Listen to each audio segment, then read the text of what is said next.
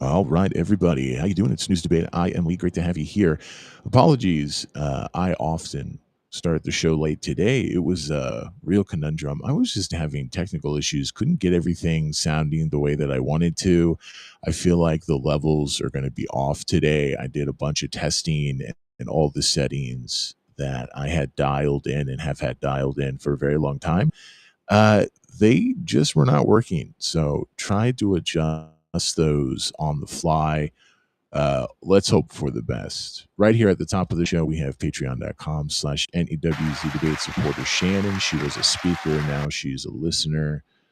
Let's see if we can bring her back up. And then, of course, today when I'm having technical difficulties, perhaps Elon Musk and Twitter is going to kick us in the cojones. Oh, okay, Shannon is back. Shannon, please say hi. How you doing?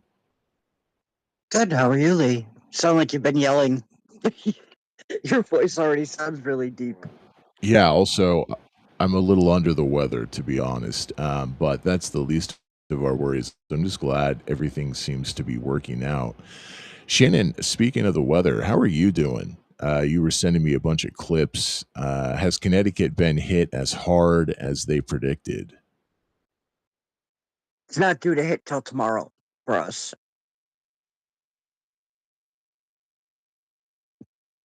It's we have the Really? negative Didn't wind chills didn't right you now, send me but some stuff that said they were canceling things on Saturday and it's not even due to hit you yet? yeah, yeah. But that was a couple days ago. It's been updating since. But yeah, they've been canceling and reworking stuff because right now we were at 14 degrees, but feels like -5 outside. And it's supposed to get down as low as -23 tonight, I guess, with the wind chill.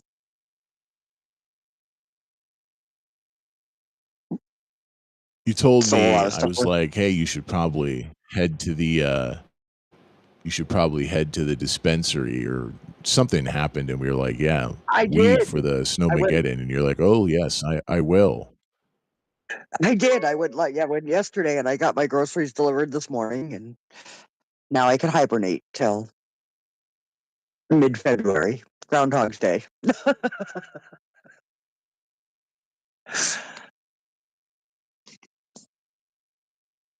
All is right in the world. Yeah, if you're being affected by the weather this weekend, whether or not it's hit you or it's going to hit you, if you are in a legal THC state, recreational, or if you got a bad back and you got that medical card, go to town. I don't know if it's great to be sloppy drunk when there's a giant snowstorm. I feel like high is much better. You could be sloppy drunk at like a baseball game or something like that, but when you're home and there's a chance like something could happen to your house, I think I would take high versus drunk. Is that a good wager, Shannon? Would you also take high versus drunk versus in the Oh, snowstorm? absolutely. Absolutely. Because alcohol also makes you feel warm. So if you get stuck outside, you could start getting hypothermia quicker. That whole alcohol keeps you warm thing is just a myth. So,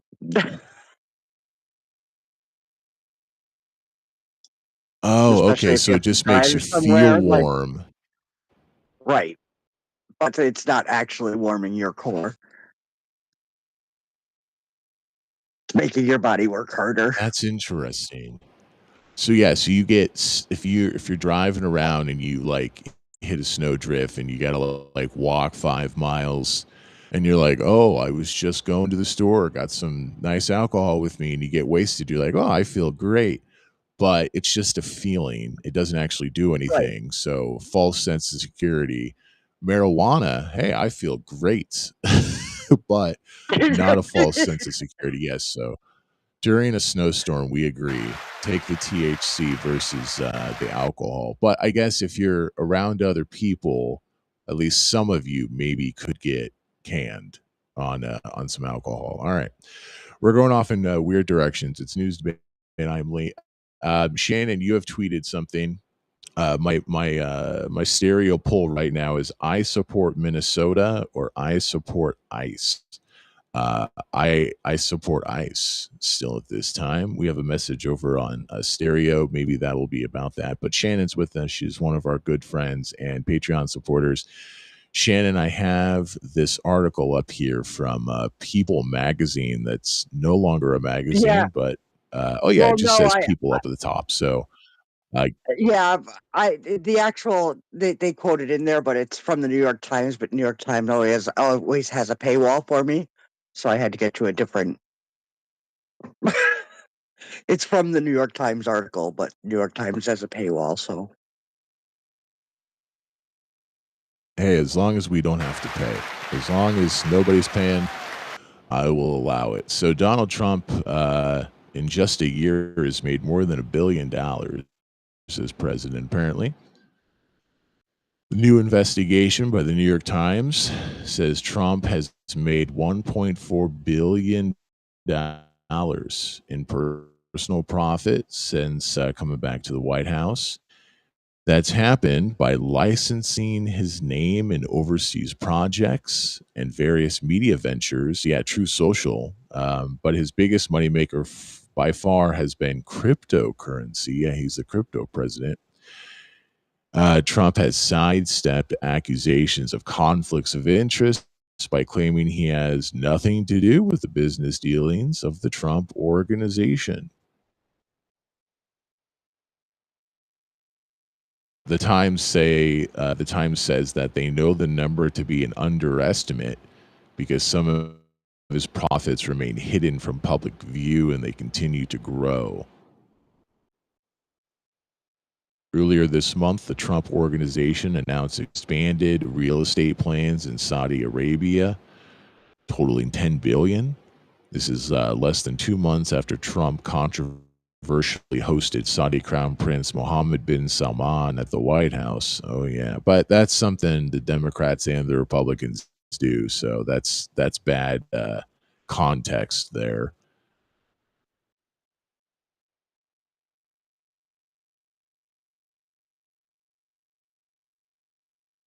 He and wife Melania have also dipped into filmmaking, earning a whopping 28 million, so much less than 10 billion, but 28 million from Amazon for the upcoming documentary Melania.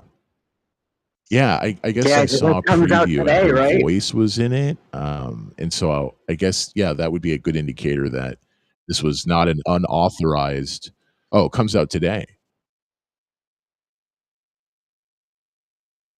Yeah, I think it comes out today. There's also been gifts like the Oh no, $400 next million Saturday it dollar comes out. jet from Qatar, he, which he plans to use as an Air Force One plane and then take with him when he leaves office. So yeah, we've heard about that before. So I would say, what do you think about this, Shannon? And hopefully we're not having a big delay over on Twitter right now. I would say that every president does this, particularly after they leave the White House.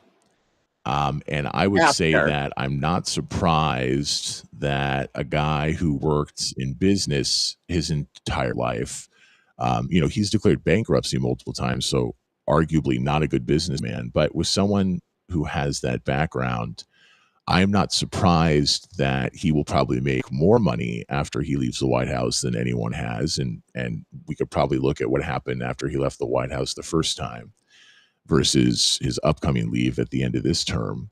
And I'm not surprised that he's also doing this when he is in the White House. My question would be, where is this illegal? And if it's not illegal, well, this is yet again a really good example slash bad example of Trump showing us that Democrats and other Republicans could have accomplished so much more than they ever dreamed if they just would have had the balls to do it. Because we're finding out the president can do just about whatever they want, and mostly it's legal. So you brought this story to my attention. I'm guessing you disagree. What do you think about this?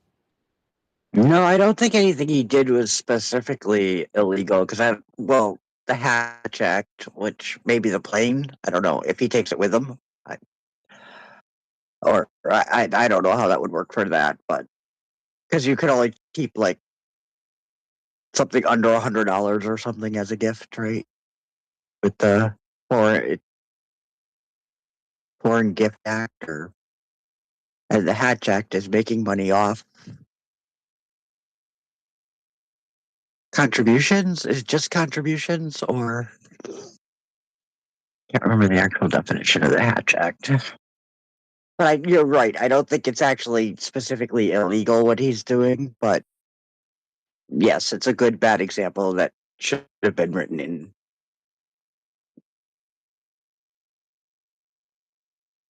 But So hasn't yeah, I'm been. And asking yes, this ChatGPT about appointment that this. Let's see what ChatGPT has to say.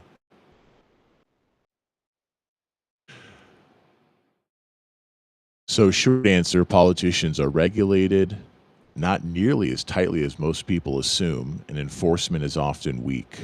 So members of Congress are covered by ethics rules and federal law. They can't accept gifts from lobbyists or people seeking official action. Most gifts over $50 from one source or $100 total per year are banned, but there are common loopholes. Personal friendship gifts. So if it's not a lobbyist, or maybe even if it's a lobbyist, but their personal friend, and you can make that argument. Travel paid by nonprofits or foreign governments, that has to be approved, but that's a loophole. Widely attended events, so you can get free tickets or dinners, I guess because a lot of people are there, which makes sense because then you could go to conferences and things where people are basically just toasting each other. Of course, you can do a lot of under the table discussions there, but I could see why that's an exception. And campaign contributions are not considered gifts, so I think maybe this is the worst one, because if I'm a lobbyist and my company or the group of companies, the industry I represent, want to basically buy your vote, we don't have to give you gifts directly, like maybe you would like a jet ski, but I can just give you millions or more directly to your campaign. So in practice, ChatGPT says lots of valuable stuff still gets through legally. Now, for the executive branch, which covers the president, the cabinet, and I guess people who work for agencies, it's even stricter technically on paper. They can't accept gifts from people doing business with the government. Foreign gifts over about $480 technically belong to the US, not the person who receives them. And anything significant must be reported, but it says significant. And adds, again, enforcement depends on self reporting. So this is interesting because obviously that plane that Trump received would be more than $480. I wonder how that works. Maybe we could ask specifically about that. I thought Now, he said he was going while to in donate it office, to his. Congress people Sorry, go Lee. on. Oh, said he was going to donate it to his presidential library. So I wonder if that's the way he's working it around. Yeah, that makes sense. If you're not just going to use it and it goes to the presidential library, we can ask about this, but I feel like that would pass this test. So Congress people can make money in office. They can own stocks, real estate businesses. They can earn investment income. They can write books, but they cannot trade on insider information in theory. I know that comes up from time to time that people are doing that, and maybe there's even been a conviction or two. They can't take paid board seats, so they could sit on a board but not receive income from that. And they can't earn more than 15% of their salary from outside earned income.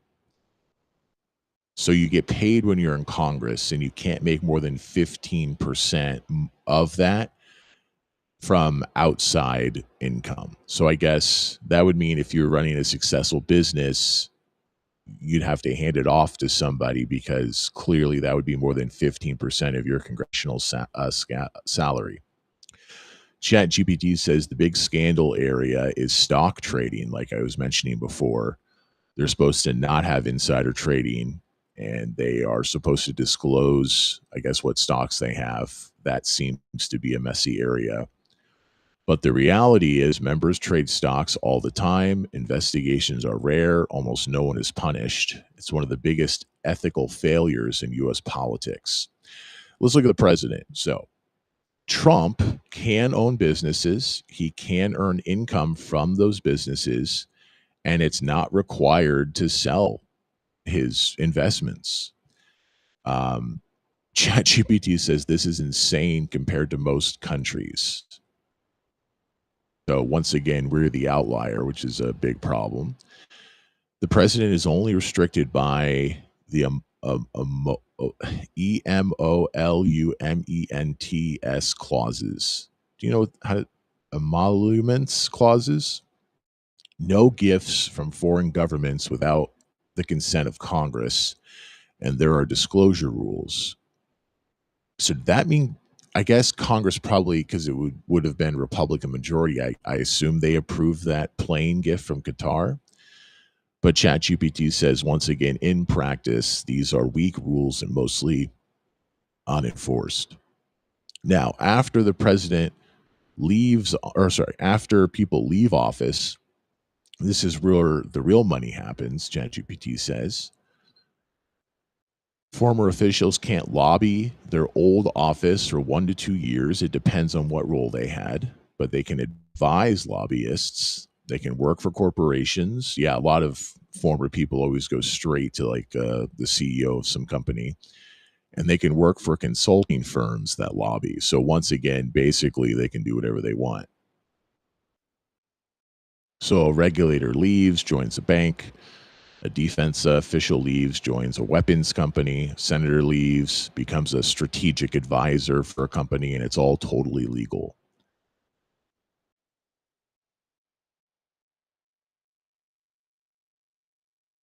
And I guess the core problem of all of this is enforcement. House and Senate ethics committees, the Office of Congressional Ethics, the Department of Justice, the Office of Government Ethics are people that can enforce these rules. But ethics committees are made up of other politicians, so they have an interest in not enforcing the rules. The Department of Justice rarely prosecutes unless it's blatant corruption, so when it gets really bad. And most violations just result in fines, some sort of reprimand, which I assume just means they say you done bad, but no real consequences, or just nothing happens. Almost no one goes to jail unless it's super extreme. Like, I think there was a congressman who got like gold bars, and they found his Google results where he was asking how much a gold bar was worth. And then you have that really sleazy congressman who was removed from office and now does like cameo videos. You can pay him a couple $100 and he'll, wish you a happy birthday or something. So once George again, looking Santos. at all of this, yeah, Santos, yeah, thank you. Once again, looking at all this, like, it's unfortunate, but I'm always going to defend Donald Trump, and I hope in the future some Democratic presidents who just do whatever they want, because we need to realize what the president actually is capable of. We need to realize like what is clearly illegal, and then maybe there's some gray area. But I think this is actually in a way kind of good. Oh, hey, Bjorn's over here on stereo. I'll throw Bjorn up. I think this is actually kind of good because this is an opportunity further down the line for Democrats to really shake things up if they have the balls. I don't know if that's going to happen, but I think we kind of needed this. Hey, Bjorn, how you doing? Great to have you. Oh, good. How are you? Little under the weather today, and I was having some technical problems, so hopefully the audio is all fine. You had a big kids party last weekend, so now you're recovering from that. what's going on your end? We're talking about how Trump has made, this is an underestimate from the New York Times, probably much more than $1.4 billion in the last year as president. And basically, the story doesn't say anything about this being illegal. And we were just talking to ChatGPT, and it doesn't appear to be illegal in any way at all.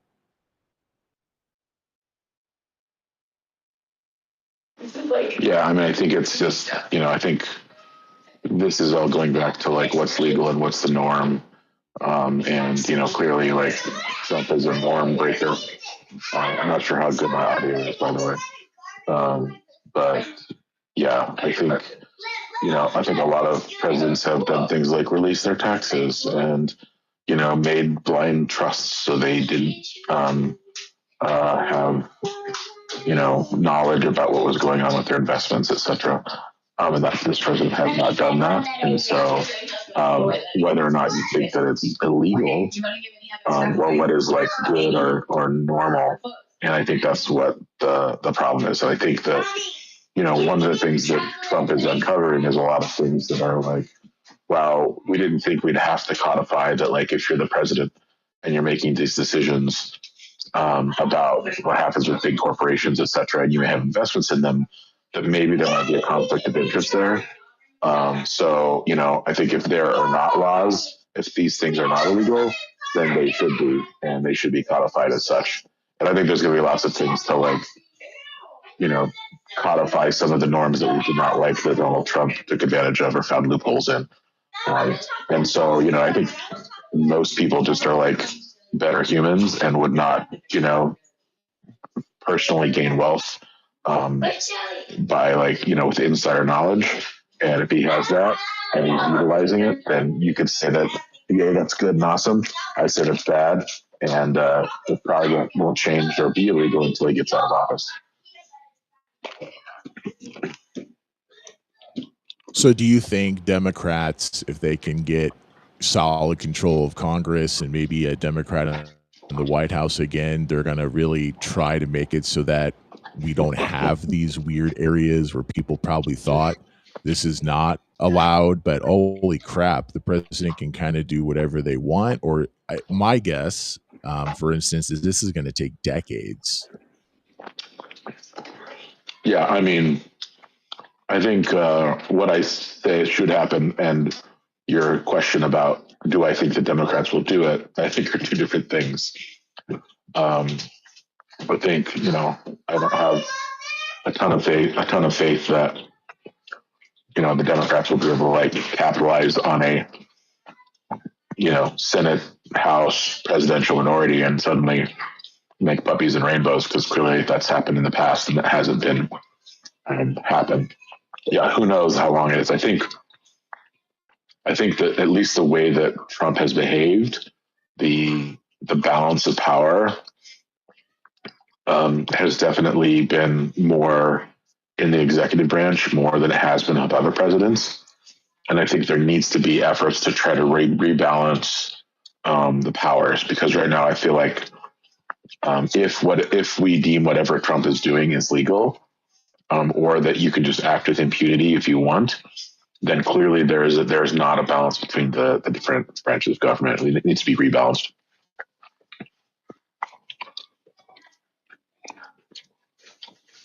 Let's check in really quickly with fake AI President Donald Trump. So, Mr. President, the New York Times says you've made more than $1 billion in just your first year once you returned to the White House. Is this a problem? Should the president be able to use their power in this way? What are your thoughts? I tell you, I don't need to make money. I have plenty of money. But when you're president, people want to give you things because they respect you. It's called success. And I've been very successful. Is it a problem? No, it's not a problem. It's called the American dream. I'm just living it. And if others can't handle it, that's their problem, not mine.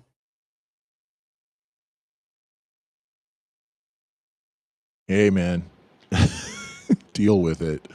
It's the American dream. Yeah, I mean, I got to say, oddly enough, more so than our first black president, Barack Obama, I think Donald Trump actually embodies the American dream much more than that previous president. I mean, like no political experience whatsoever, gets into the White House. First term was a lot different than this second term thus far within this first year.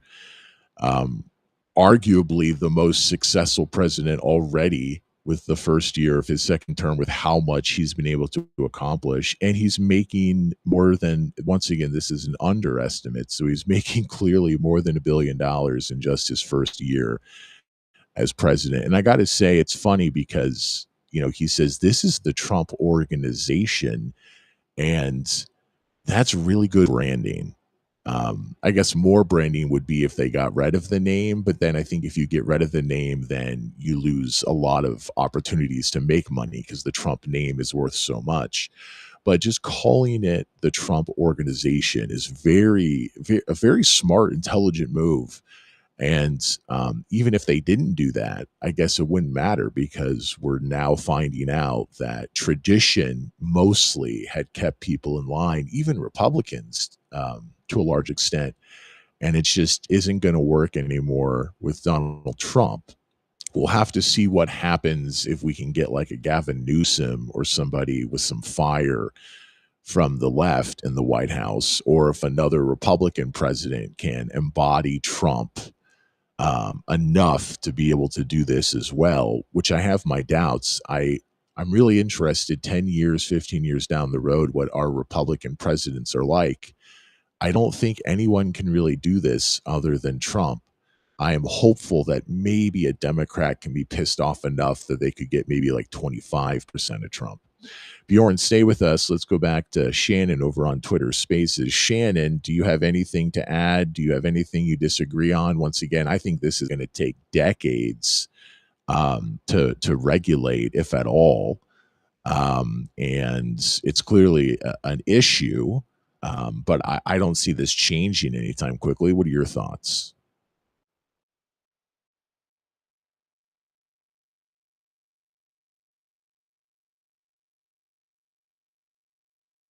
I think Shannon may be ingesting some of those edibles that she recently got from that THC supplier.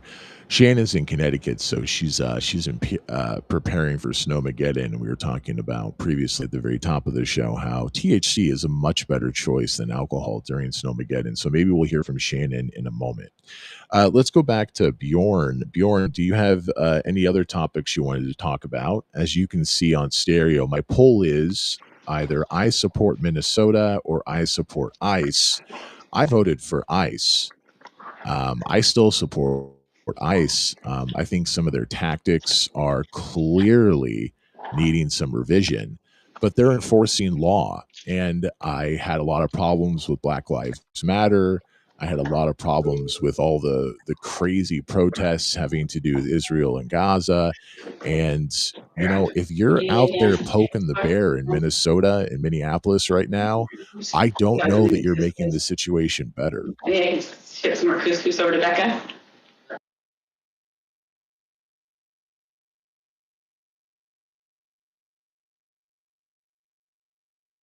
Looks like Bjorn might be a bit tied up as well. Sorry. Let's jump over here. Hey, Bjorn's back. Yeah, no worries. I'm basically asking about that poll that you see over on stereo. I support Minnesota or I support ICE. I still support ICE. Do you have any thoughts on what's going on right now in Minneapolis? Yeah, I mean, I think that we should, be enforcing the law and, enforce the border lines, etc. But I think that right now there is really a problem with ICE and its current leadership and training and everything that's going on with it. I don't know if you've seen the news from a few hours ago, but there's been a new shooting in ICE in Minnesota where you can see some of the videos. Basically, the ICE confronts a man. They decide to take him in. They surround him. There's like 8 people on him. There's a scrum, and then he gets shot. Like while 8 people are holding him, and he died. And so that's the latest in the ICE shooting.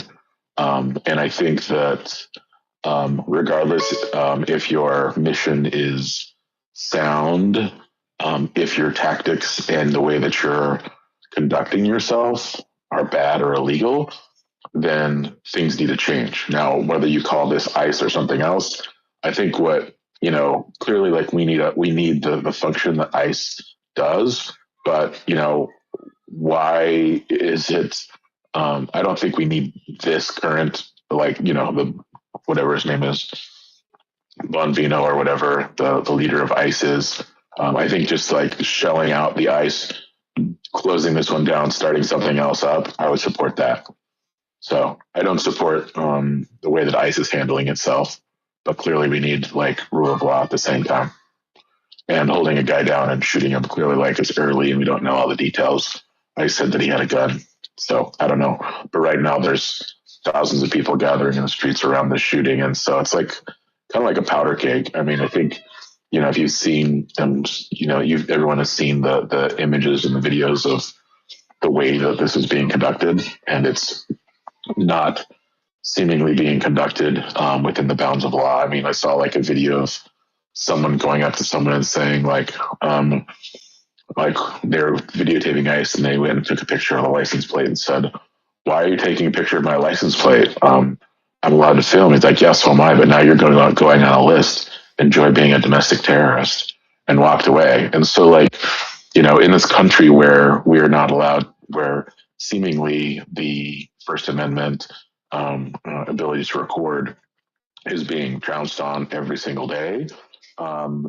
Clearly, like laws have to be handled, but at the same time, we need to make sure that while we're conducting the executive or whatever, the enforcing the laws that are on the books, if we are then trampling on other parts of the laws and other part of the Constitution, then we have to step back and say, is this the right way to go about it? And I say, no, it's not.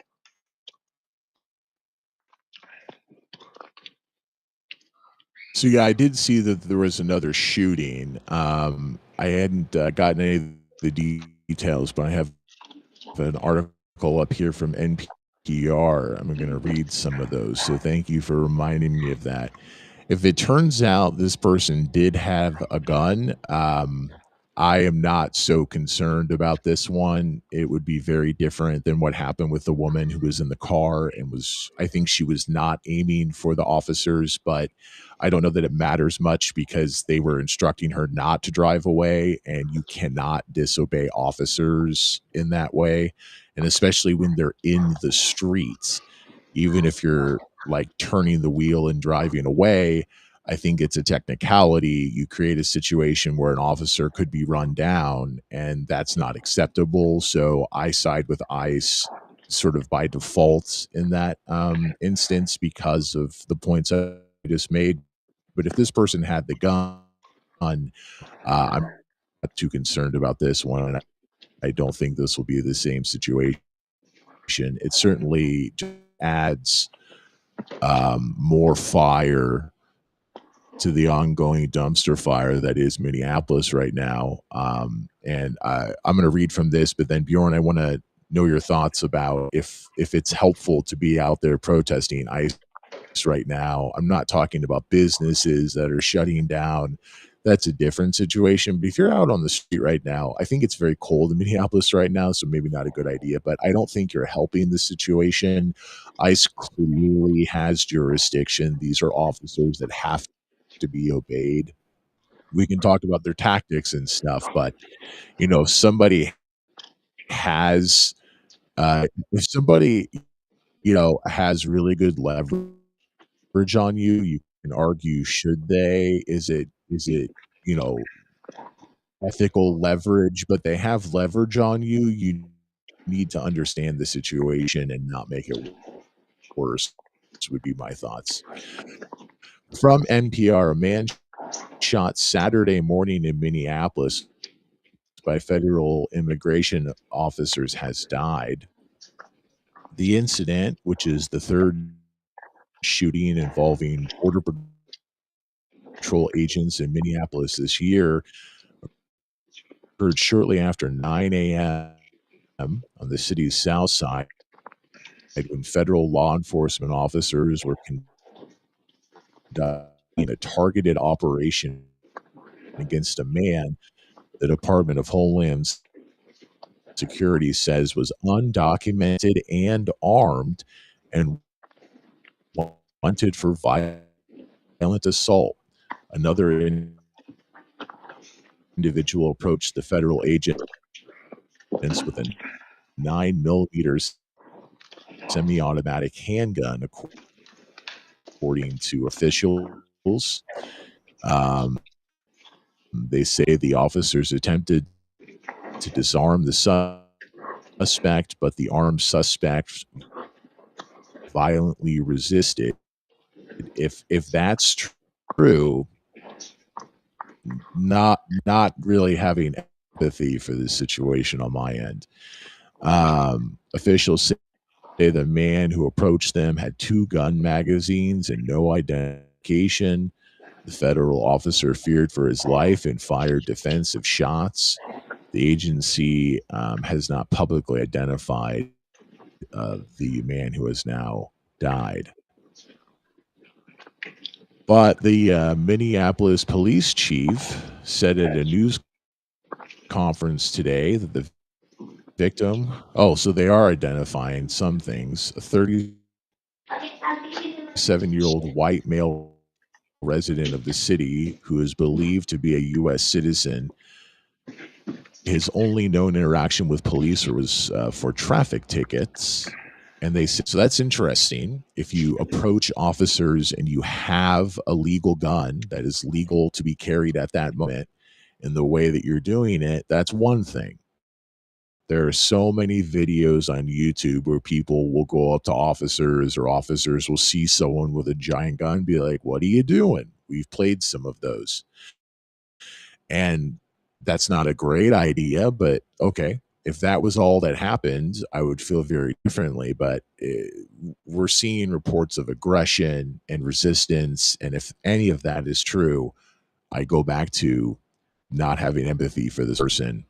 The man was shot multiple times, possibly by more than one officer. All right, that's all that we have right now from NPR. Shannon tweeted that she was trying to pour some coffee, so she may be back now. Shannon, do you have some thoughts on this?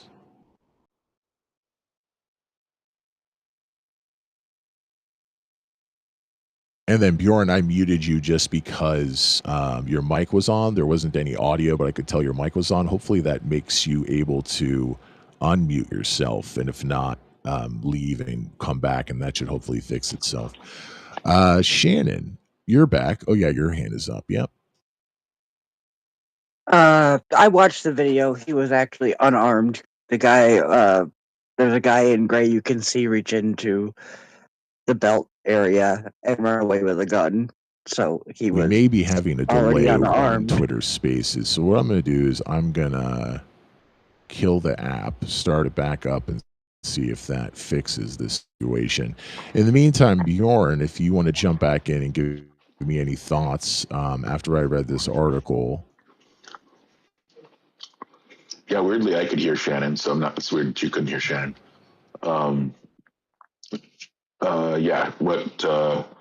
Yeah, I think that this is like, We may be part of having the a big problem lag is that here. Hopefully that's not the issue. But Shannon, I restarted Twitter Spaces. Hopefully this is better now. Do you want to jump in? Yeah.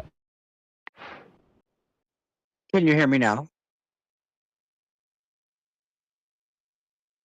And can you hear Bjorn?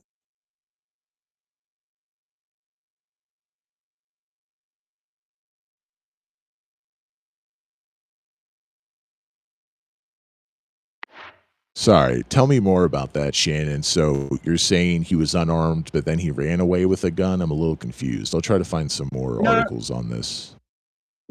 No. If you watch the video, one of the ICE officers, because there were 6 guys holding him down, grabbed the gun that was in the person's waistband and started to run away with it. After that, about 2 seconds later, he was shot. by a bunch of different guys. Yeah, I think the problem is there's a delay. Maybe it's my internet, my technical difficulties today seem to be popping in and out. So I just tried to mute myself over on stereo to try to cut out the delay. So let me unmute myself. So Bjorn, I muted myself because there may have been a delay or something. So let's go back to Bjorn and hopefully we can salvage all of this.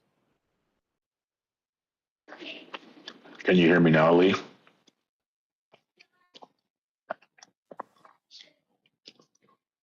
I don't know if you can hear me. I can hear you.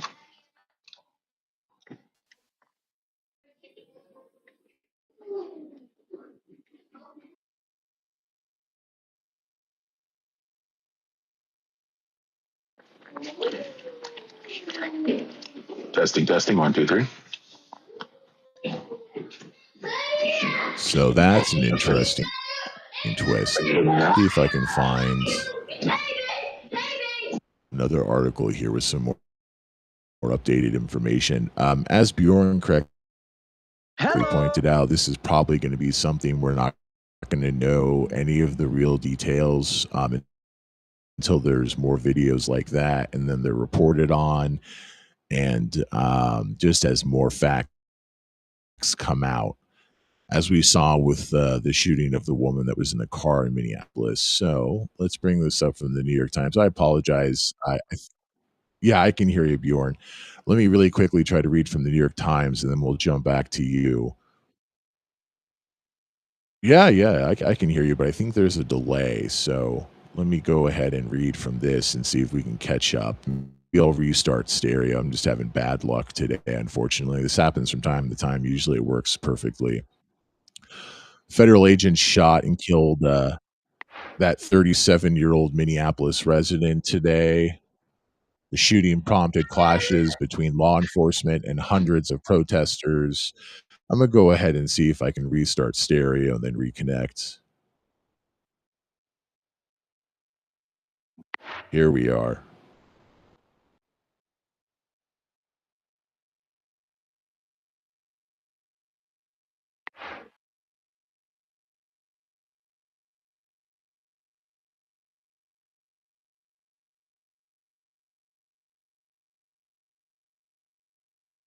Yeah, this is really getting bad. I'm not sure how to fix this. Let's see what we can do here to be proactive about this. I can't hear Bjorn at all since I restarted.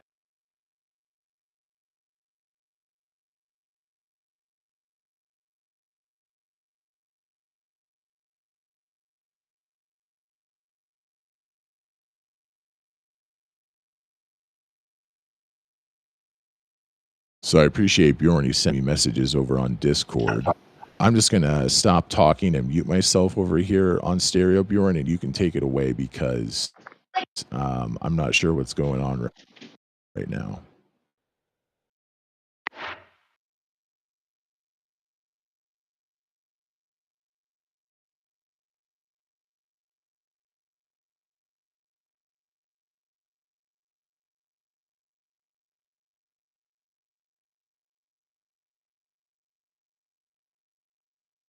All right, my apologies that this is not working out so well. Yeah, Bjorn's not talking right now. Let me see if I can do something here. Give me a moment.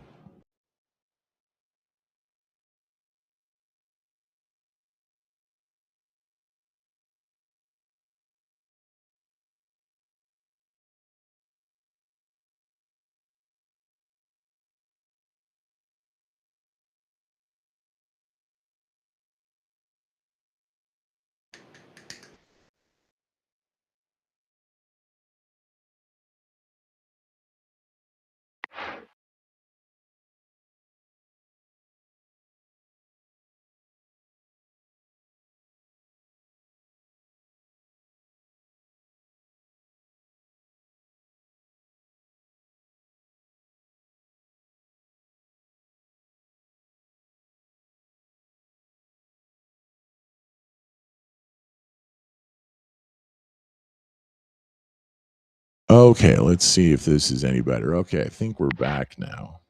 All right, I think we're back now. Apologies for that. Bjorn, do you want to take it and lead more with this recent shooting from today in Minneapolis? Can you hear me now? Oh, yeah. I think we're caught up. Okay, great. I think, my take on this is that, with you had read the statement, basically what DHS's statement is. And because we have been living in the land of Kristi Noem, who's DHS secretary, making, you know, obviously biased, one-sided, untrue, however you want to frame it, statements, like, I think it's really hard to believe the initial reports from this incident. Clearly, we're going to hash it out right now. Walls is on, making statements right now. He's live talking about the shooting. From what he said, he's seen it from multiple angles, and it's sickening. And Shannon also said this, and so now it's going to become the PR battle of who is right and who's wrong. The result is that there's thousands of people gathering there, and the question is what's going to happen next. I think this, if you saw the pictures from Minnesota yesterday, there were thousands of people in the streets protesting. And this latest shooting, will be perceived by whoever on whatever side negatively. And so the question is, what will, the federal government do? Will Trump call the insurrection act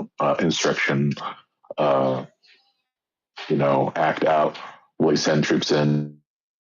I think this is potentially a big fire cave. I think this fire, what's the word I'm looking for? I think this is could become a big deal, just with how high the temperature is in Minnesota. And some people have said this is kind of what Trump wants. Hold on, I gotta step away. Sure. Yeah. No, everybody's job today. My technical difficulties, Bjorn's taking care of the family. Shannon's doing edibles and pouring coffee. Okay, so Shannon tweeted this video. It's from Reddit, but it's a video. So unless it's been doctored, which I think it's safe to say it's not, but you can't know that 100% wise. I'm gonna play this. If you're over on my video streams on twitch.tv/NEWZ debate or rumble.com/user/NEWZ debate, you're going to see this. Otherwise, I'll try to describe it for you. Yeah, Shannon, take it away. Well, the preface, this is a video I haven't seen before from all the other news organizations. It's from a different angle, but keep your eyes on the guy in gray.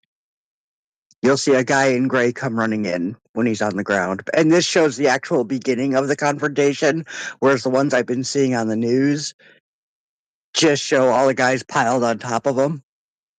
This shows before that. So let's give this a play. The audio should be working.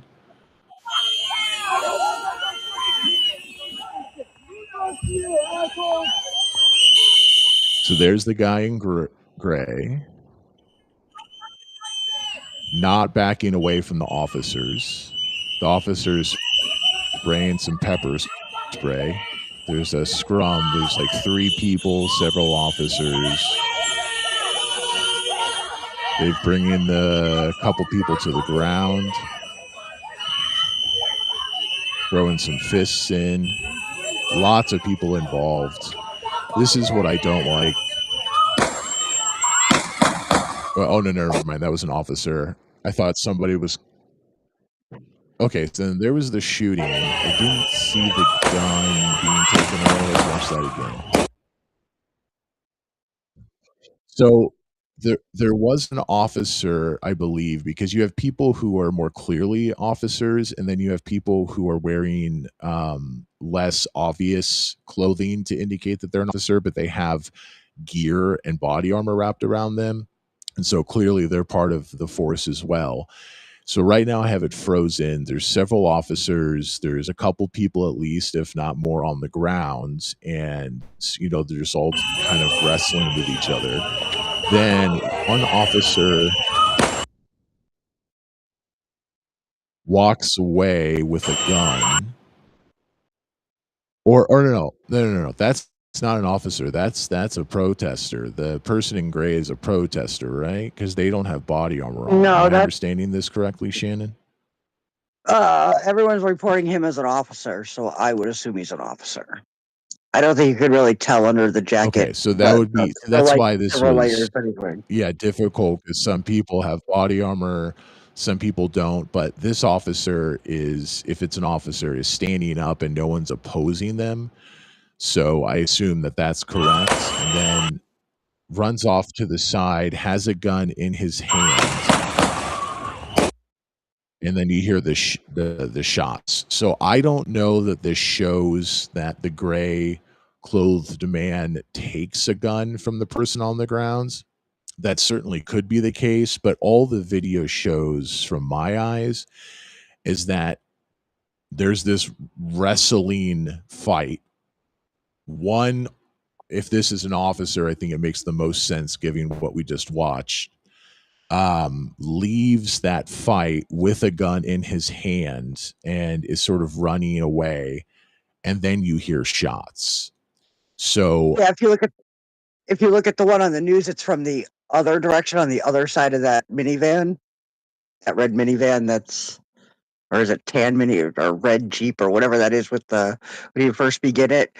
There's another video from that side, and you can see the guy that runs up to take away the gun doesn't have anything in his hands, and you can actually see him reaching in the waist belt of the guy on the ground. The only reason I chose this one was because it actually showed the beginning part of it. Like, they don't show that whole part of him being maced and the two other girls being pushed to the ground there that he's trying to help up. At the very beginning, that part I had never seen before in the last few hours since this happened. I had only seen the original one, the original version, which was from the other side of the car. So I just did a quick search just to find videos, and Fox News happened to come up. So let's see if we can play this one.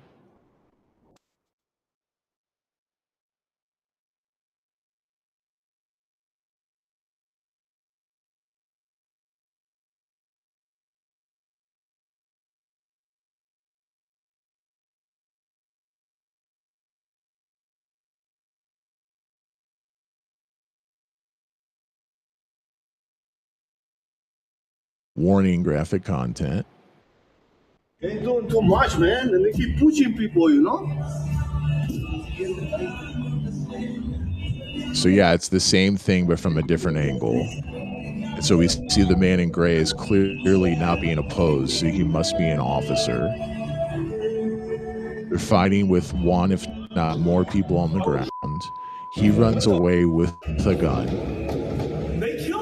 And then there's the shooting. Are you kidding me, dude?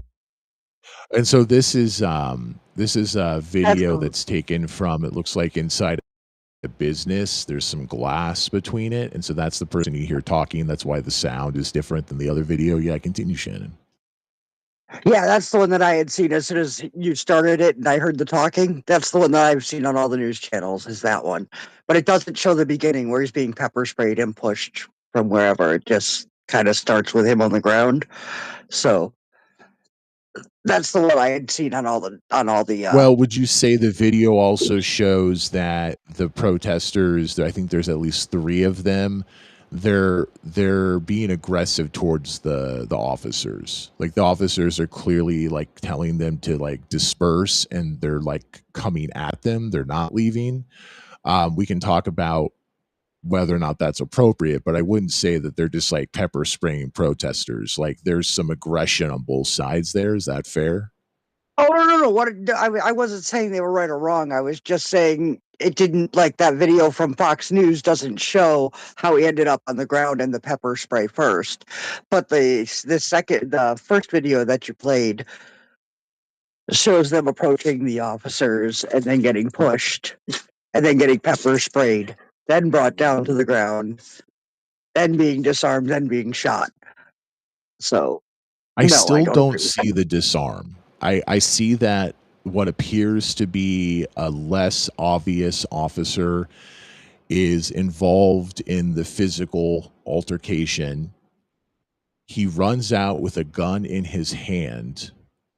I But when he don't runs see in, he that doesn't have any in his gun. He doesn't have a gun in his hand when he runs in. does it show that in this video that he runs in without a gun? The Because second he's just one, there fighting. the second one you played, what shows him running in and grabbing it from the belt. If you watch carefully for him, Yeah, that's really hard to. Let's see if we can watch it again. Well, no, so here in this video, he's not running in. So maybe that's a different video. But in this video, he's okay. already there. So the first video that I played that was from the street, I definitely maybe need to play that again and see if it shows him Maybe running I'm in. But confusing this the one, two. he's already there. I'm sorry? I said maybe I'm confusing the two. No, that's fine. I know this is okay. So let's go back to this other video that you showed me from Reddit. Let's see if we can figure this out. So this is from the street.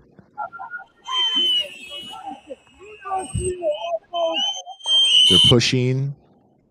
They're telling them to like basically get out of the way, and the people keep approaching the officers. They don't go away. Spraying.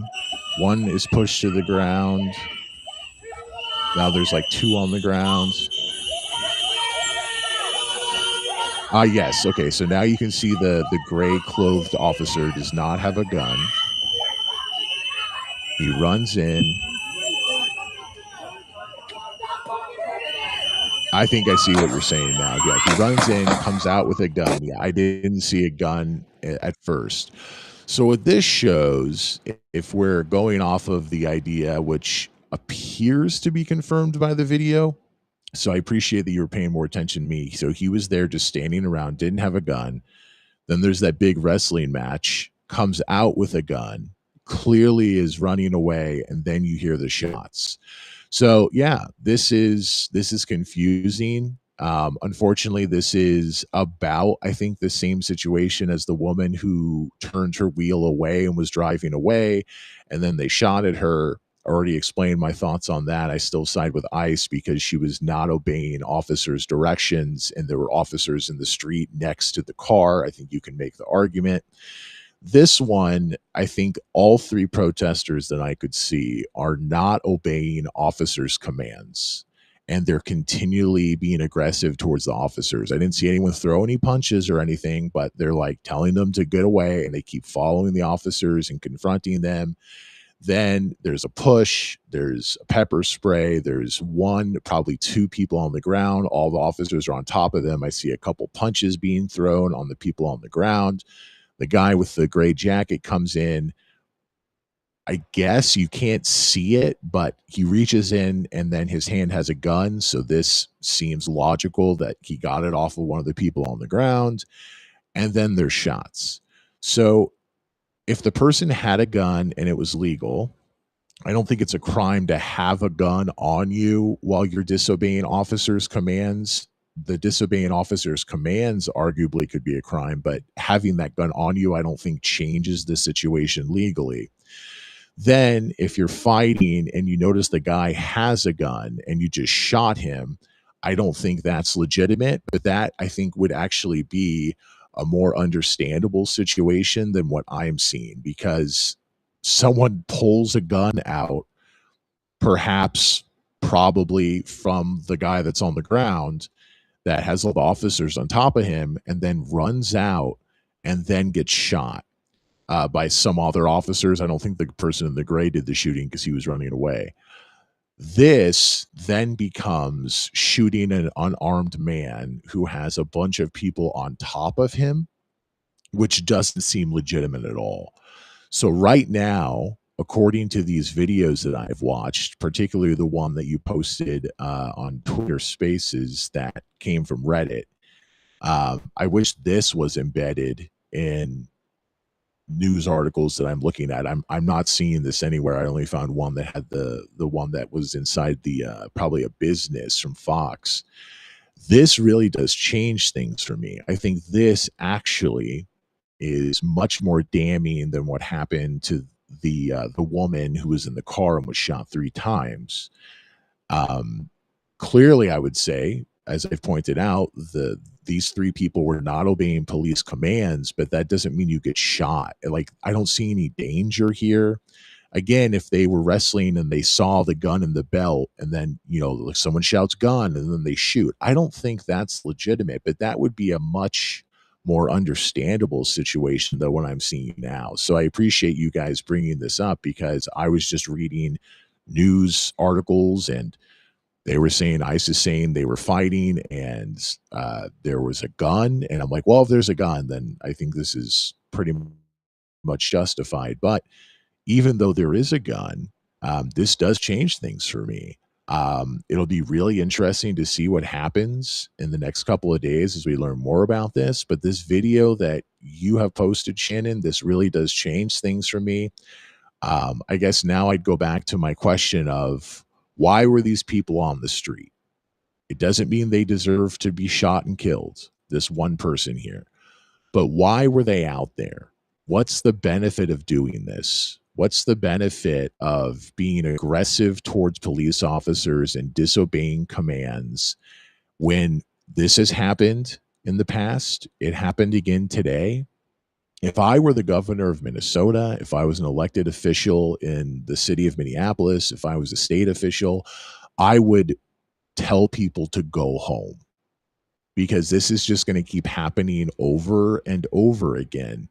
And when you're disobeying officers' commands, I think it opens the opportunity that if someone is shot, even if they're unarmed and they're on the ground, there could be some immunity involved. There could be the officer feared for their lives, whether or not they should have. And what's the benefit of this? What's the benefit of people continuing to lose their lives? I mean, ICE is going to win in these fights. If you're out there and it comes to them pepper spraying you or pulling you down to the ground, hopefully you're not shot and killed, but it's not going to turn out well for you. What does this accomplish? I think that the businesses shutting down, we can argue what's that going to accomplish, but at least that is not leading to people fighting with ICE in the street.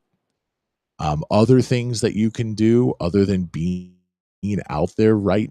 I'm all interested in hearing about those ideas. But again, why were these people on the street? These people have authority. They have the right to be there. They're enforcing the law. Now, we can talk about their tactics, but they are justified to be there. It's not justifiable, in my opinion, to be there and fighting with police officers and disobeying their commands because best case scenario, I think you're just making it worse. Worst case scenario, you have shootings like you just saw today, which seem much more damning than the one with the woman in the car. Seen multiple videos of that, seen multiple write-ups, and I still side with ICE on that. I don't side with ICE on this one. Seems like they shot an unarmed man who was on the ground. Now, he apparently did have a gun, but if that was legal, and if you're on the grounds, and then someone pulls the gun out from your belt or wherever it was, you can't shoot someone when you don't have a gun. So this doesn't seem justified at all. Let's go back over to Bjorn. We'll go back over to Shannon. Bjorn, can you jump in? Do you have more thoughts on this? I've changed my mind based on video evidence. I wish news organizations had this video at the top of all their articles. Yeah, I mean, I think, and like I said, I think similarly, if you read, like you said, if you read the DHS public statement that comes out, minutes after this, it would seem like this person was like an aggressive person with a gun and shooting, blah, blah, blah, blah, or whatever it said. And I think that's part of the problem right now. I think that there is spin that is going on that we just can't believe what DHS has to say. Also, in terms of the other thing that I was reading the other day about Renee Good, was they did an independent autopsy, and it looks like the first two shots went through like the arm and like her chest area, went non-lethal. The last shot was from the side, and the one who went through her head. And so, like while he's in front, he's shooting. As he's going around and out behind the side of the car, he continues to shoot, and that last shot was the fatal one. So, it's like you can say, well, heat of the moment, a lot of things happen. I agree. Um, Similar to this situation, but like if you have people who are like poorly trained, not like these are not like police officers. These are federal agents who like went through these courses, and like as everyone knows, they're like signing people up left and right. People who don't even have like they don't have enough like uniforms from them. Like you said, they're just people like running around in hoodies with some body armor. So, and there's definitely some documentation. A lot of folks are like post the January 6ers are also amongst the ICE officers, and so this is like becoming like a goon squad. They're poorly trained. They're not following federal law in terms of due process. They're not following, not respecting First Amendment rights in terms of filming police. They are, in this situation, I would say that typically in a situation like this, if a policeman disarms someone, I'm probably not going to shoot him 2 seconds later. But these folks are, potentially loose cannons. And I Well, guess my wouldn't it supposition, be or fair that if my you look main, at police shootings over the last 10 years, that there have been some really bad police shootings as well? I get what you're absolutely. saying, but I don't know that we I'm just can saying, and they really have say these so are much more much training than worse these than people do. police officer shootings.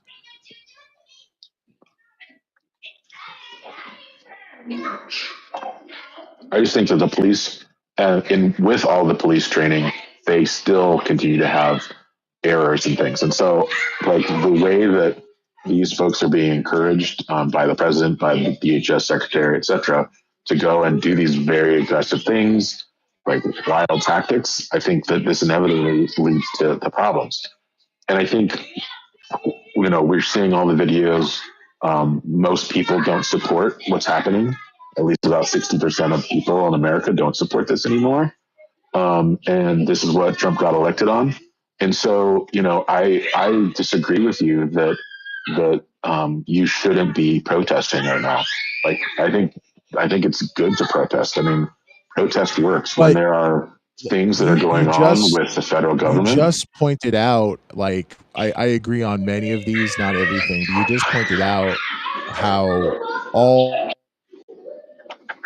of these armed officers are not like police officers, and they're not wearing the uniforms, so it's maybe harder to identify them. I don't think that was an issue in this video. Like, it was very clear now that I've watched it a few times, like who the officers were and who the not officers were. And if you were there, you probably would have been able to know that even more from the get-go.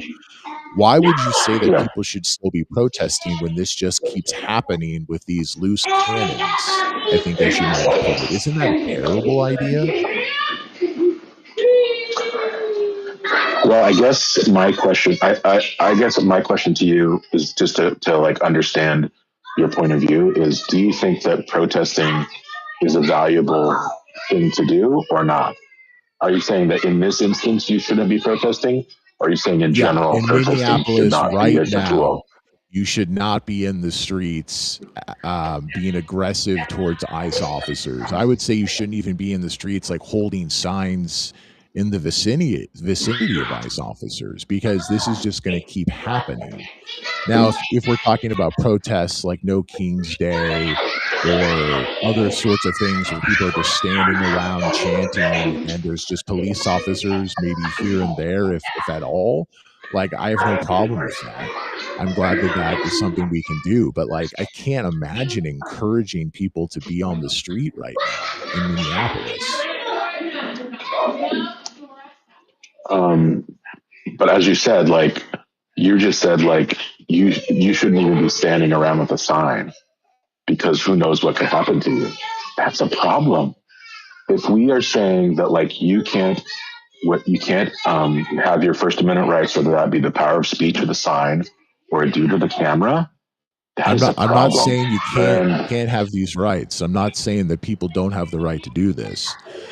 But when I'm watching these, if it's a danger to yourself if you're doing it, that's a problem too. Yeah, I mean, you are putting yourself in danger if you are around ICE officers in Minneapolis right now. So that's my first point. My second point is if ICE officers are giving you commands and you're disobeying them, that's 1,000 times worse, which is what I would characterize as what I saw in these videos. So if we just leave it at that, being around ICE officers, and then number two, disobeying their commands and being aggressive towards them. No one threw punches or anything, but I think it's fair to call what I saw aggressiveness from the protesters. That's a terrible idea. And this, like, can't we just like think logically and not think about like what our rights are? Like, I mean, there's so many situations when you have the right to do something and it's a terrible idea. And I think that that's what this is now. It's a terrible idea. Officials in Minneapolis and the state of Minnesota should be telling people to go home. And they should be encouraging people to maybe have a protest in a park or like on a street where ICE is not at. I don't know if there was a protest on a specific street somewhere where ICE is not at that time, that they would just show up and start fighting people. Like, I think people are trying to go to ICE is and protesting, and that's just, I can't support that at all. That's making this worse. Yeah,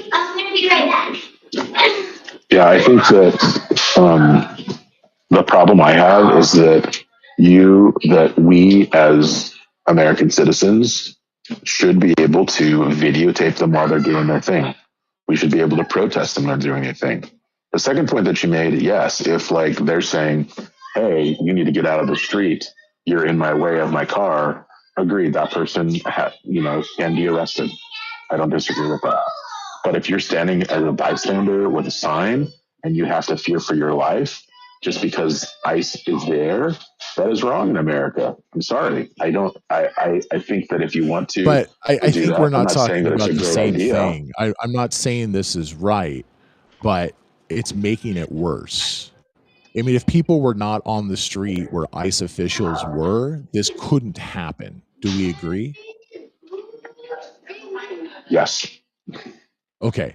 So if we're trying to say people should not be shot, if we're trying to say that people should not be brought and tackled to the ground by ICE, I think these people were disobeying direct commands, and therefore bringing them down on the ground mostly, I think it was fine. We can look at the exact details of what happened here, but if they're telling you to get out of the street and you're not, and you're continually following ICE officers and being aggressive towards them, even if you're not, hitting them and stuff like that, then what happens? I feel like you're disobeying commands. You've made your choice.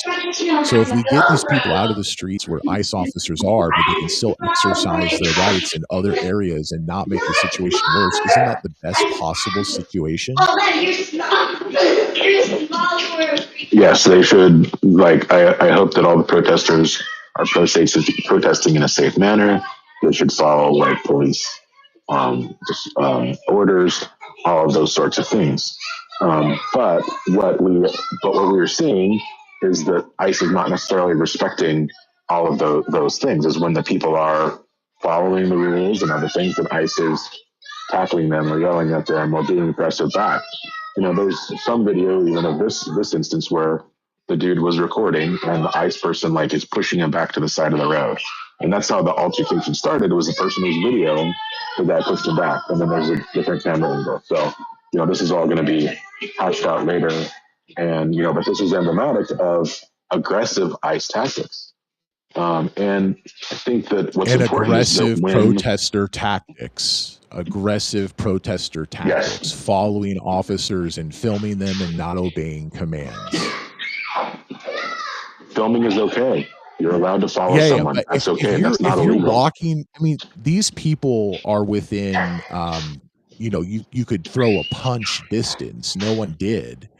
But when you're within, I could tackle an officer or go for their gun distance, and you're just following them, and they tell you to disperse or whatever they're shouting at them. Clearly, they're telling them to get away, and then they don't. Are we surprised that this keeps happening? So I don't know, we're just going in a circle, but I'm just saying, like, I can't fathom how this is something we should support. So let's leave it there at a moment. Bjorn, Shannon has been waiting patiently. We'll come back over to Bjorn. Shannon, I appreciate you with all the videos and things. Once again, you've definitely changed my mind from what I'm seeing here.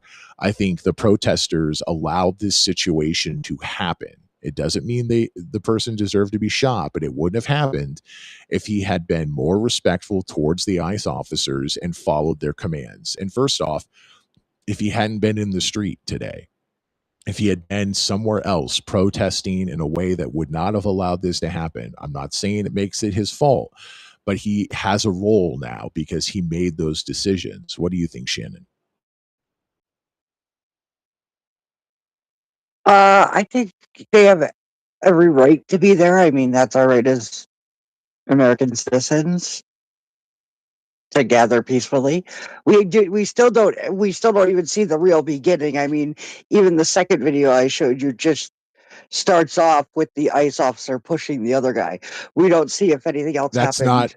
not how I would characterize what I saw in that video. In that video, I saw people following ICE officers. They were shouting at them to get away. Oh yeah, they were shouting at very them, quickly, and they were someone was videotaping. pushed, and then other people got involved. And I think there were at least 3 protesters that were antagonizing, being aggressive towards officers. I think 2 people got brought down to the ground. And then all the stuff we talked about happened where the guy ran out with the gun and then the shots were heard. I don't see anyone shooting in any of the videos, but clearly the shots are heard. So again, Well, I I'm mean, not once he gets arguing that pepper people sprayed, don't have a right to protest. I'm not arguing that people don't have a right to be there in the area, but why would you want to do that?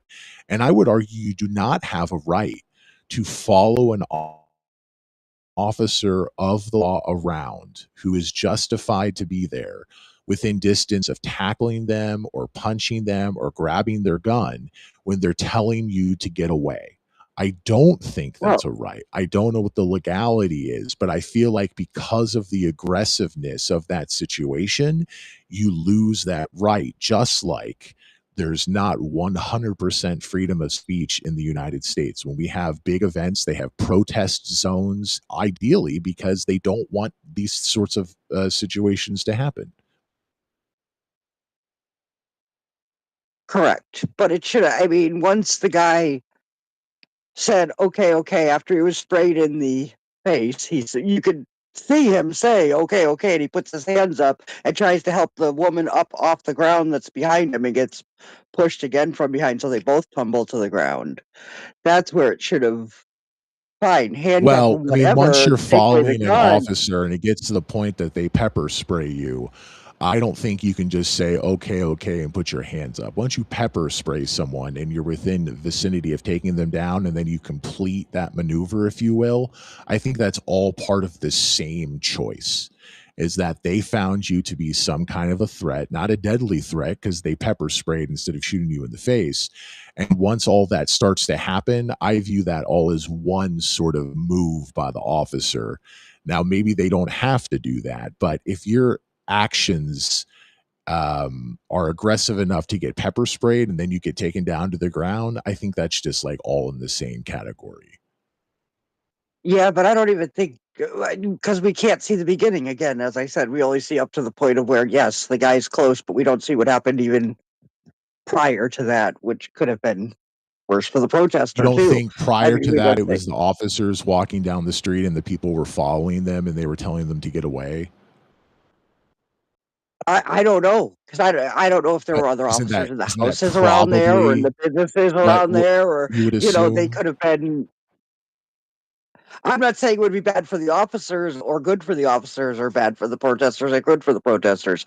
I'm just saying we don't. We also don't see the very beginning of it either, so we don't know what they were doing more than being close to the officer and So let's yelling at them. focus on what we do know then. So the Yeah, one video clearly shows shouting, they're following the officers. They're disobeying commands, and then everything happens like we just said. Wouldn't it have been better if they weren't there? Wouldn't it have been better if they had been on the sidewalk instead of the street, which is crowded with officers? That's what I'm saying. I don't know if they were being pushed away from where they were doing an active operation. That's why I said that. But yeah, I mean, I would think they would need to be. I think the minimum law is like 6 feet, which they looked like they were in for filming. Like, I think that's what it is in our state. I'd have to look up Wisconsin, but uh, no, Minnesota. Sorry, what did I say? Wisconsin. Sorry.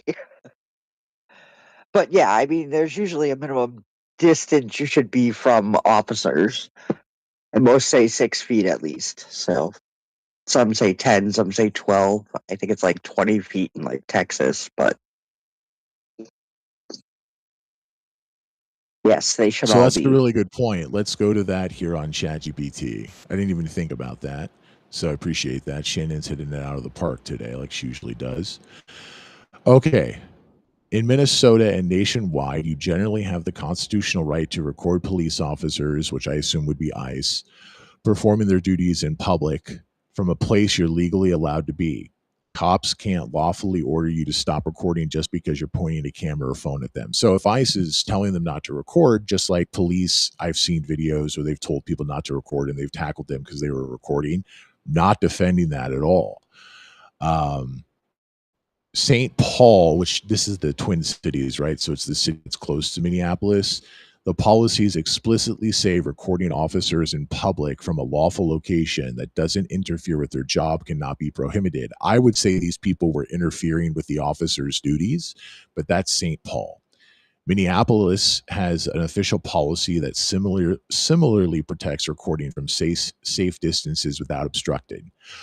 These protesters were obstructing the police. So I don't know what level of law that is that they broke, but they definitely, according to the video that I saw with my eyes, were breaking that rule.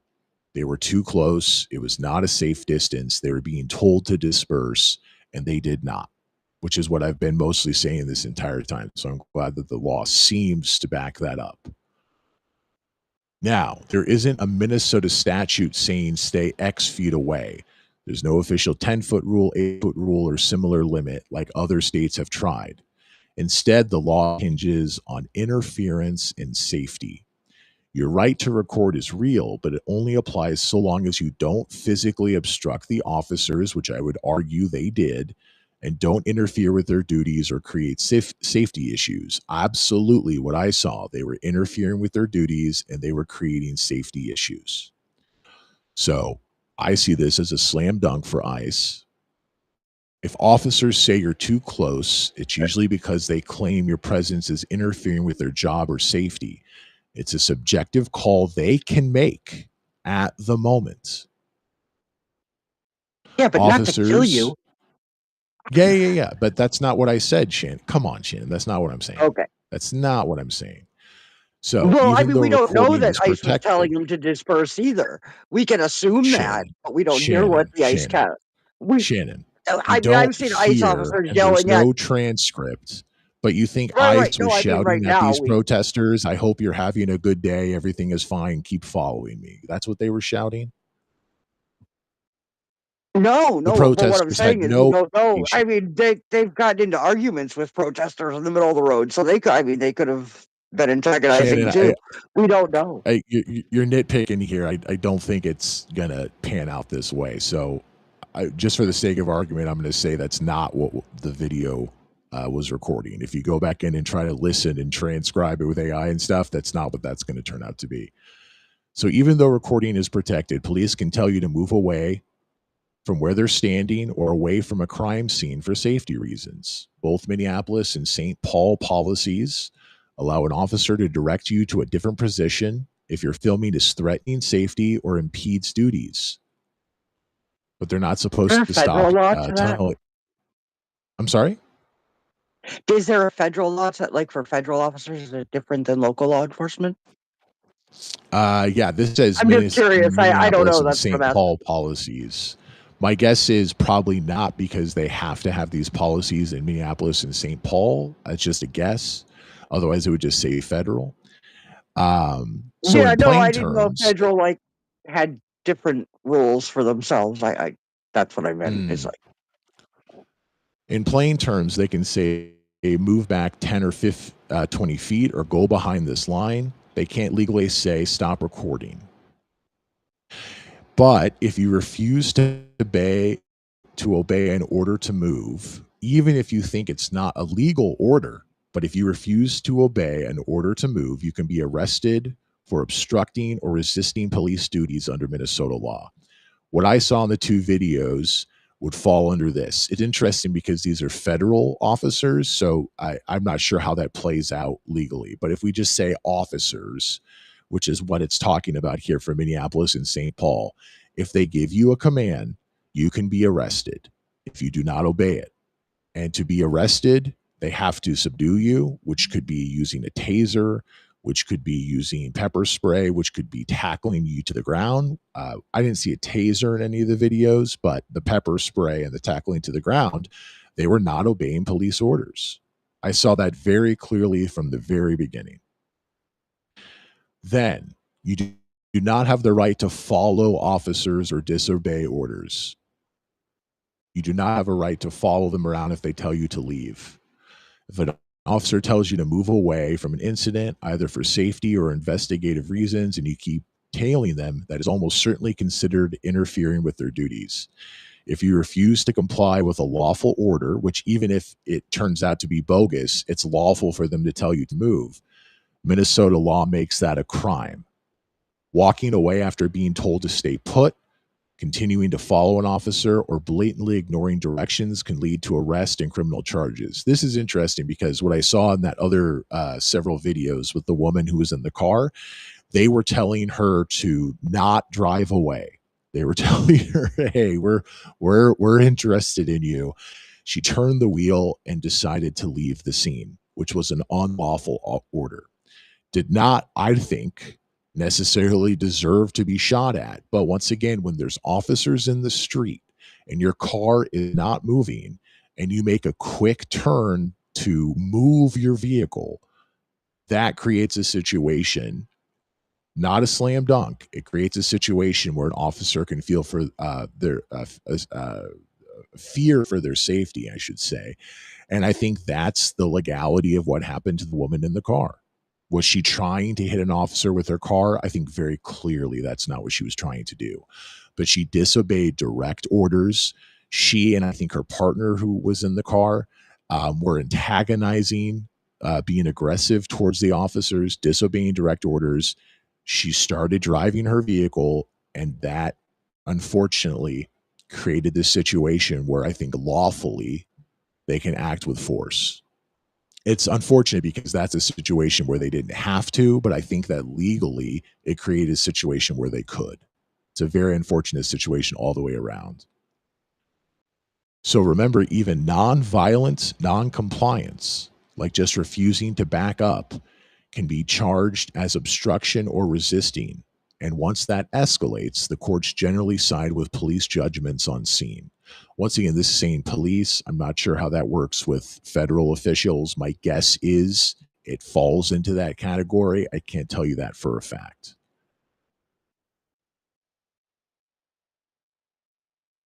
All right. Sorry, Shane. I've been talking all over you. Is there anything else you want to add here? no. I was trying to see how fast Renee Good was going because I know they sped up that black and white video to make it look like she was going faster than she was. And I was trying to see if they I've actually seen came out like with her. people on the street video. I think it's very clear that she didn't peel out. She wasn't aiming for an officer. But once again, it created the situation because of her blatant ignoring Well, of their commands.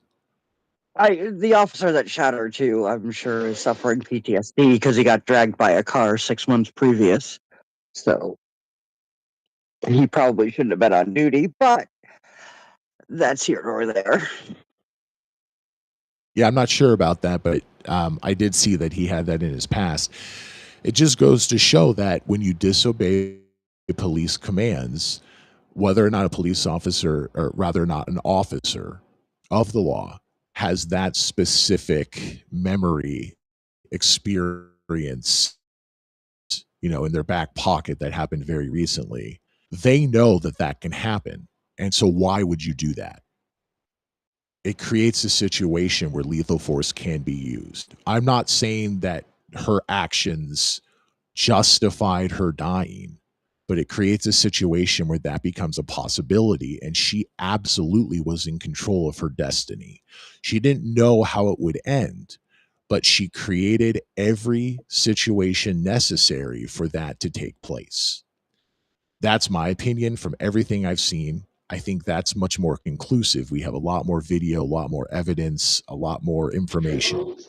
For this one that's just playing out now, I really appreciate this discussion. My mind has been changed. This is a different situation where, once again, the three people I can see as protesters, they made their choice. From what I just read, they did not follow the law, and they allowed what happened to take place, unfortunately. But in this instance, if the person had a gun that was legally able to be carried in that way, there was no threatening movement for the gun that I could see. I guess you could argue that in the scuffle, the officers would say he was grabbing for the gun. But if he was grabbing for the gun, he would have been shot with the gun still on him somewhere, rather than what appears to happen in the video, an officer taking the gun, running away, and then we hear the shots. There's definitely a separation between those two moments, and it doesn't make any sense to me. But if we're talking about why did this happen, the protesters being there and antagonizing, being aggressive to officers and disobeying their commands is a key moment that had to take place for this result to happen. And therefore, it's not equal blame. If right now I'm saying that this was unjustified, I think it looks like it was unjustified. There's a lot of blame on, oh, wow, who shot this guy and killed him? But he has blame too. The other two protesters also have blame. And this is why I can't fathom telling people to continue these tactics in Minneapolis. I'm not saying get rid of our rights as citizens, but we have qualified rights when it comes to protesting and free speech. And right now, if you're in the street following officers and disobeying their commands, it is no longer an absolute right in that situation. And you are making the situation worse. I don't think the end result fits that crime, but it takes two to tango, as they say. And I just wish that these future situations that unfortunately probably are going to continue to happen, including loss of life, I just wish these situations couldn't take place because people are being adults and saying, I'm going to stay on the sidewalk. I'm going to have an organized protest with me and all of my friends who don't want ICE in the city. And we're going to tell the mayor we're going to have it on this day at this time. And we're not going to allow these situations to take place in the future. Sorry, Bjorn, I think you unmuted. I heard some sound on your end. Yeah, I don't know what videos that you are watching. I just posted one onto your main chat that kind of looks like it has the altercation starting from the beginning, from a couple angles, then going to the middle and to the end. So from what it looked like to me is the guy was being confronted by ICE for filming. He was filming in the streets. Someone approached them, and the other people, he pushed like what appears to be a woman down in the snow. Then the guy tries to help the woman up, and then everybody starts grabbing the guy. And so I think then you can look at that and see if you agree with my assessment. But I think, what the way that you are characterizing things are focusing more. So I'm clearly like focusing on the shooter, and you're focusing on the protester and saying, well, the protester by being there is the one to blame. And I think that, like you said, there's some That's not what I shared blame. said, The Bjorn. person, I think you and I have a okay, really good relationship. Let's not put words in my mouth. I'm not blaming one side here. If anything, with this specific okay, instance, I'm blaming ICE more. Because if you look at the okay, severity of what happened, disobeying commands, whatever penalty that has and how stupid that is, it's not as bad as shooting someone who's on the ground covered by ICE officers. So I just didn't say that. okay, But the okay, reason I'm good. focusing on protesters, which is true, I am focusing on protesters because I think that's the situation that can be alleviated. ICE is not going away unless there's a court order. So right now, them being there, I believe is legal, and they have the authority to be there and to direct people away from them if they have a reason to do so, which I think they can according to law. So if they're going to be there and that's not going to change, what's the thing that we can change? Protesters cannot be in the street. They can be on the sidewalk. They can be at a sanctioned, organized, hellacious, awesome protest somewhere that is not going to lead to this. So I just wanted to clarify some of those comments. Great. And I think that, when we talk about protests, there's a lots of anger going on, and just like the police or the officers, people don't always make the best decisions when they're angry in the street, etc. So yes, I agree. The ideal thing is that you protest from the street, etc. But occasionally, someone's going to stand in the street, do something stupid. They're going to drive their car in a way that's not ideal.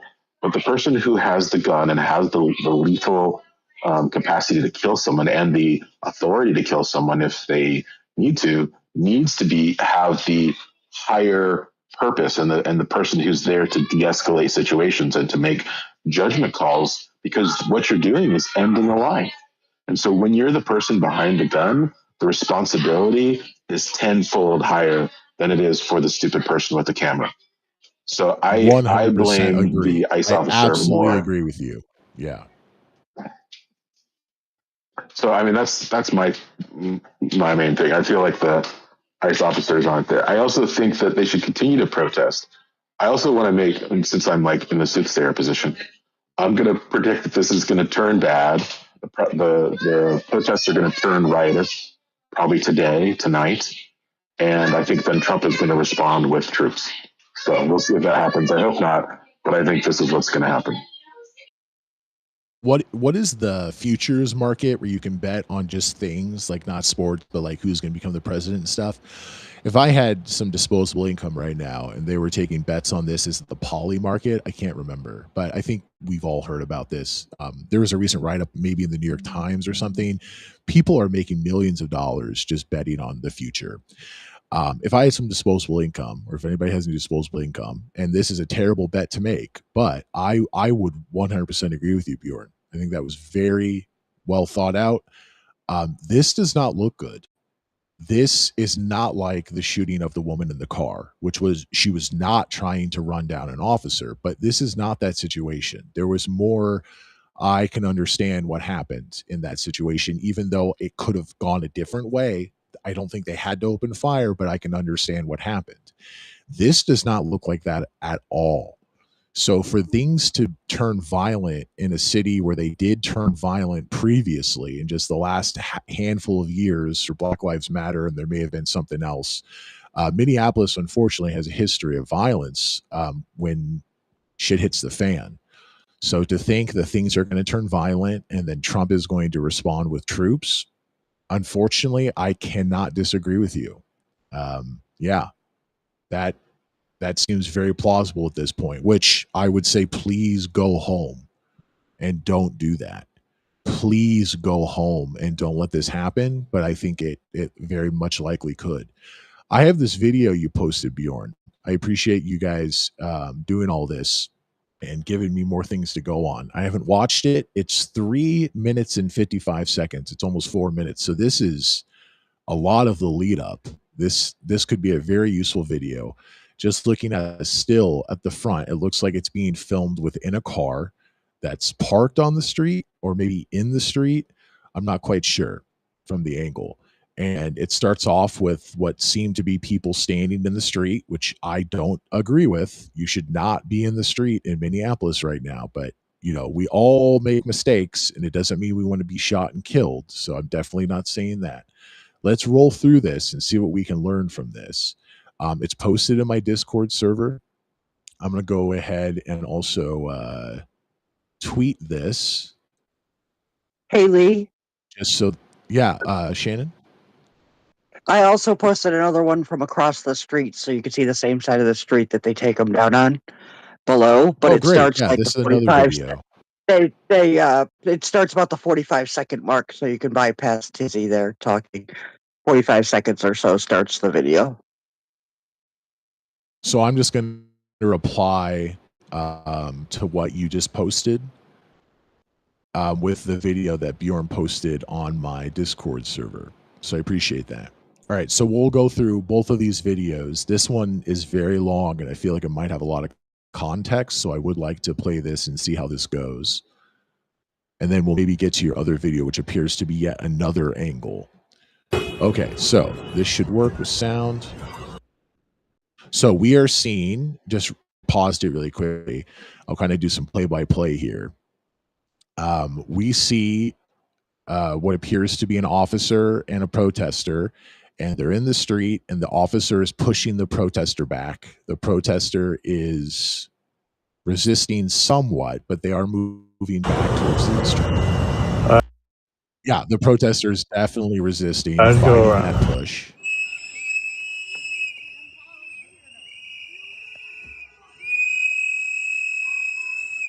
A lot of whistles. I'm guessing these are like trying to interfere with officer activity, but also let other people know that ICE is there. I don't know if it's a warning or if it's a rally, like ICE is here. We should like surround them. I'm not quite sure, but you're hearing the whistles. Okay, so now they're pushing people back. People are clearly not listening to commands. They're not fighting back, but they're pushing. They're resisting the push. Is how I would phrase it. Now here's the pepper spray. I do not see a moment from the pepper spray to the man being taken down when it's very clear that he's trying to run away and de-escalate the situation. So according to this video, I don't think that was the case. The fuck is wrong with you? Now, the person that's filming, who you can hear talking, appears to be on the street and is filming, and that's fine. I'm sorry, appears to be on the sidewalk. I misspoke, and is filming, and that's fine. And I'm glad they did, because now we have this video. This person, I think, is not putting themselves in a safe situation, but they're doing perhaps the ideal for being in an unsafe situation. Honestly.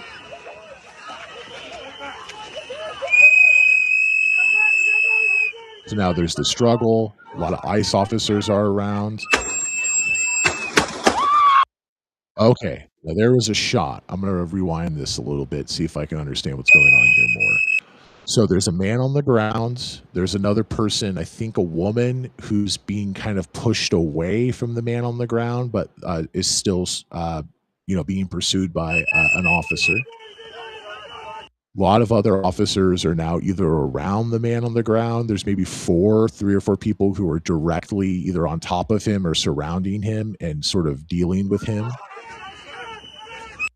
Now, I see the man with the gray jacket.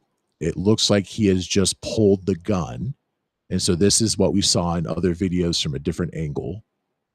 He is now turning and running away, which is a very weird component of all this. I'm not quite sure. I guess if you are, trying to subdue someone and you find a gun and you get it in your hand, I can understand that you want to get it away from them. So maybe that is the clarity that I was lacking before, but it still is very odd. So he just ran. He's like maybe 1 or 2, 3 body lengths away. And then we just heard that first shot. I don't know who did that. I assume it's one of the people who's very close to the man on the ground. So we have what appears to be a clear separation from the guy was not wielding the gun and pointing it at officers. It appears to have been somewhat hidden on him. I'm wondering what the rules are on concealed carry in Minneapolis or the state of Minnesota. But I guess it's safe to assume it was concealed. They're wrestling with him, which up to that point, I think is completely justified. And then a gun appears to have been discovered either by the man with the gray jacket or by the other officers, and he was just the one that grabbed it. We're not really able to figure that out at this point. And then someone, I think, very close to him, so a very close shot him with what I assume to be a handgun, because no one's carrying like an M4 or something like that. Now we hear several more shots, which is really even more damning. I could imagine the one shot, if they found the gun on him and they just kind of gut reaction, he has a gun, not the right decision at all. But if they found the gun on him and then pulled the trigger, okay, you can understand how that could happen. Not the decision to make. I would say not lawful, but you could sort of understand that. That doesn't appear to be the situation. I think we heard 3 shots. 4, 5. Oh my gosh. Yeah, this is really bad.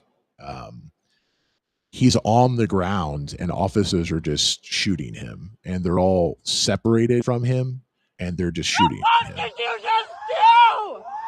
What the fuck did you just do? What the fuck? What the fuck? Oh my god! Oh my god! Now, Bjorn, have you watched this video all the way through? We're only at 120 out of 4 minutes. Is there anything else I need to watch here? I think you've seen the angles from the other video. Like, if you go down a little bit, it's just like the same angle I think that you saw. So I mean, I think this angle to me, like the things that happened just immediately prior to the shooting, was the interesting thing to me. Besides, because it's like they are walking over, they push the woman over, she slips on the ice, he tries to pick her up, and then he slips on the ice, and then the ice agents are there, and everybody's like fighting over the ice. And so it's like you can tell that the ice agents are pushing them back, and then they slip on the ice, and then the ice agents like tackle, and then the scrum begins. So it's like they were complying somewhat, resisting somewhat, and then slip on the ice. I would not say they were complying. And then the shooting. We can watch this again, but actually, let's do that. We can watch this again.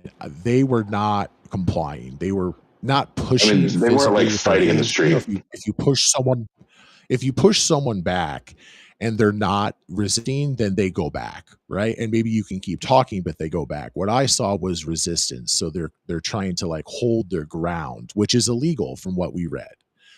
But let's just do that really good, because I don't think it's correct to characterize that the guy was trying to pick her up and he just like somehow got involved. He was resisting the pushback. So let's just watch this again really quick and see if I can. Fuck is wrong with Okay, here we are. That was the fall. So we already saw that they were pushing. They were not complying fully with that. you? So they push the woman. She falls into the snow. I think that's a woman. The man is now actually physically being engaged with ICE officers. They sprayed him. He turns away because they're spraying him with pepper spray. I don't see that he tries to pick her up. I think he's pushed kind of into her as she's trying to get up. And then now both the woman and the man are so close together, the ICE officers are just kind of coming in at them and they're treating them kind of as like one unit. Now, the man appears to be pulling her up, but as he's pulling her up, all of this has been happening and ICE is already engaging with him. The fuck, people! The fuck is wrong with you? Yeah, and now everyone's just on the ground. Yeah. So I don't know if I agree wholly with what you were saying, Bjorn. He did try to pick her up at one point, but that came after physical engagement with ICE and refusal to disperse from the street.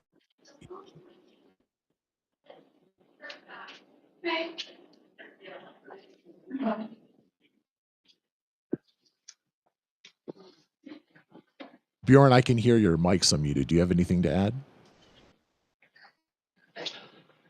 Yeah, I mean, I think, you know, like watching it, like there's the case where the woman is standing there. She's like looking at a snowbank, and then the ICE agent uses both hands and pushes her into the ice. And so to me, if you're politely asking someone to go back to the sidewalk, that is not how you de-escalate a situation. So I think that there's also some escalation that was also occurring there on the ICE agent outside of asking them to go. Rewind and look at the part where the ICE agent I pushes could her agree into with the you snow. that he didn't have to push her. There's no actual indication that he had to push her at that moment. But from what we can tell from the video, they were being told to disperse. There were physical interactions between the ICE officers and the protesters. And then the push came, I'm guessing out of frustration because she wasn't following lawful commands to get out of the street. But you're right. That was an escalation on the point of the ICE officer. He did not at that point have to push her. But I think it fits into the portfolio of options once he disobeyed commands. So, I mean, you know, we can hash this out. I think that, like, at the end of the day, you know, they were in the streets, asked to leave. They resisted. ICE escalated. Scrum happened. Confusion, fog of war, person gets shot. And I think, like you said, after the first shoots, they back up and then continue shooting. So I think if I were to weigh this out, I would put more of the problem with ICE in this instance. That's my overall assessment. I blame ICE. Yeah, and I would agree with that. I cannot fathom how this will play out the way it did with the woman who was in the car. I think that the officers were justified because of their continued refusal and then driving away from them and allowed them to use force. It's unfortunate that one officer chose to do that. And he has that interesting moment in 6 months of his history where he was drugged by a car, apparently. So maybe that played in, maybe it didn't. But I can't imagine with this sort of footage and then the shooting of the man on the ground and they're standing away and you just see all these officers apparently just shooting him on the ground when at that point he's probably dead. I'm not sure where you get hit, how long you can live, but this is a different situation. And I don't know how immunity works in the courts for an officer in this situation. I hope that it's not allowed because this does not look like something that can be justified in any way. The only way it could would be if there's something from the wrestling match component of these videos that I am missing and we are missing. I don't think we are. It appears a gun was found. A gun did exist. That's not made up.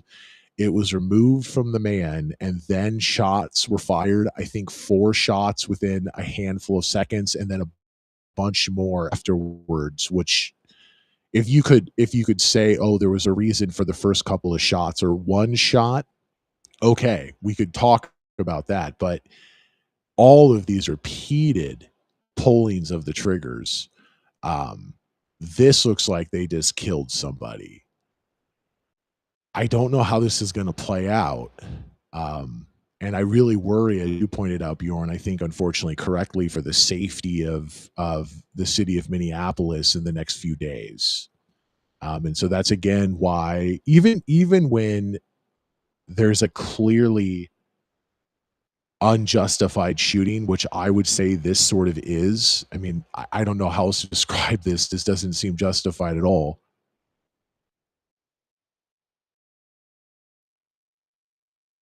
My go-to move is still stay in your homes. I don't know that anything is helped right now. I think journalists can do some reporting here, and public officials can talk about how a man was murdered on the street. I don't know that it helps the situation for people to be out.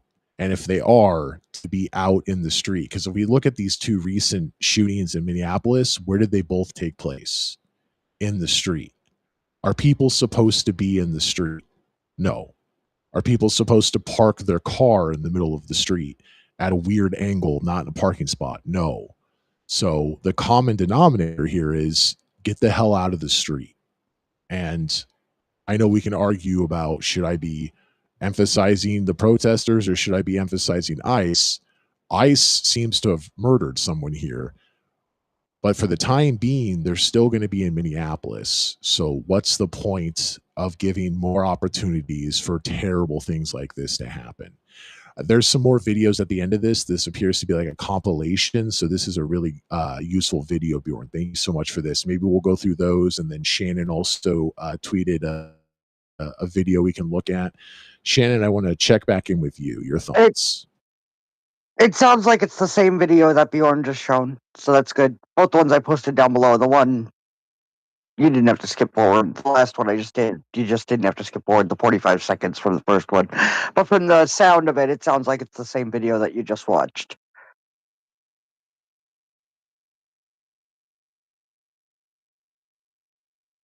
All right, so let's see if there's some more videos in here that are new or useful to go through again. This appears to be another angle. Oh, no, sorry, the same video. Here we are. Here's another angle.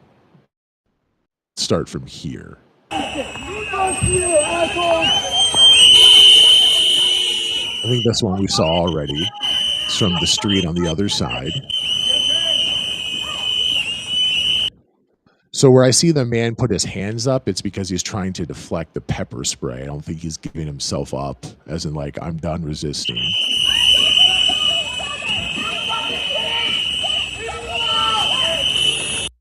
Yeah, there's the man with the gray coat. So we've seen this video because he takes the gun and then the shots are fired. Okay. This is the one behind the glass in what appears to be like a business on the opposite side of the road.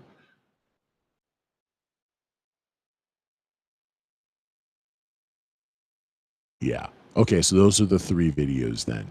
So sorry, Shannon, did you say the video that you posted with the guy talking, is that a different video or that's one we've already gone through? We've already gone through that one. Yeah, that was the one from the other side of the street. I just found it without him talking at the beginning, so it was easier for you to queue up. But yeah, it's the same thing. It sounded like the same one that you were watching with Bjorn, so. Yeah, it looks like, well, let me look at it here.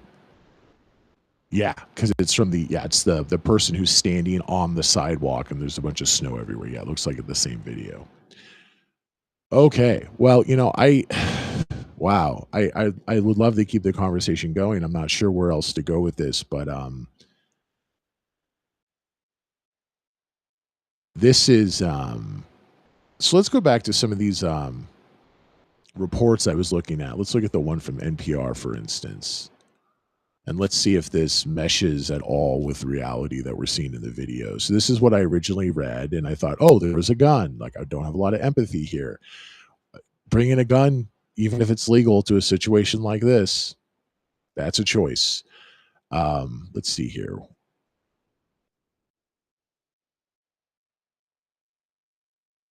Okay. Federal law enforcement officers were conducting a targeted operation against a man the Department of Homeland Security says was undocumented and armed and wanted for violent assault. So this is someone who I don't think is in any of the videos. That this is just the person they were looking for, according to them. Another individual approach. This is the man who I believe is now dead. The federal agents with a 9mm semi-automatic handgun. Now, technically, this is true. If what we are seeing in the videos is correct, that there was a gun on the man, he did approach them. But the way that this is worded sounds like he approached them with it in his hand or like pointed at them, which clearly was not the case. Then the officers attempted to disarm the suspect, but the armed suspect violently resisted, according to the statement. So I think somewhat half truth here. They did disarm him, and not just attempt, but actually disarmed him once they figured out he had a gun on him somewhere that was hidden. Violently resisted, I think that's too harshly phrased. Everyone I saw in the video did resist. I don't know that he took a swing at anybody. So this goes to, what does violent mean? So, you know, a lot of people on the left, my side of the spectrum, they use silence as violence, words are violence. So I've often criticized that use.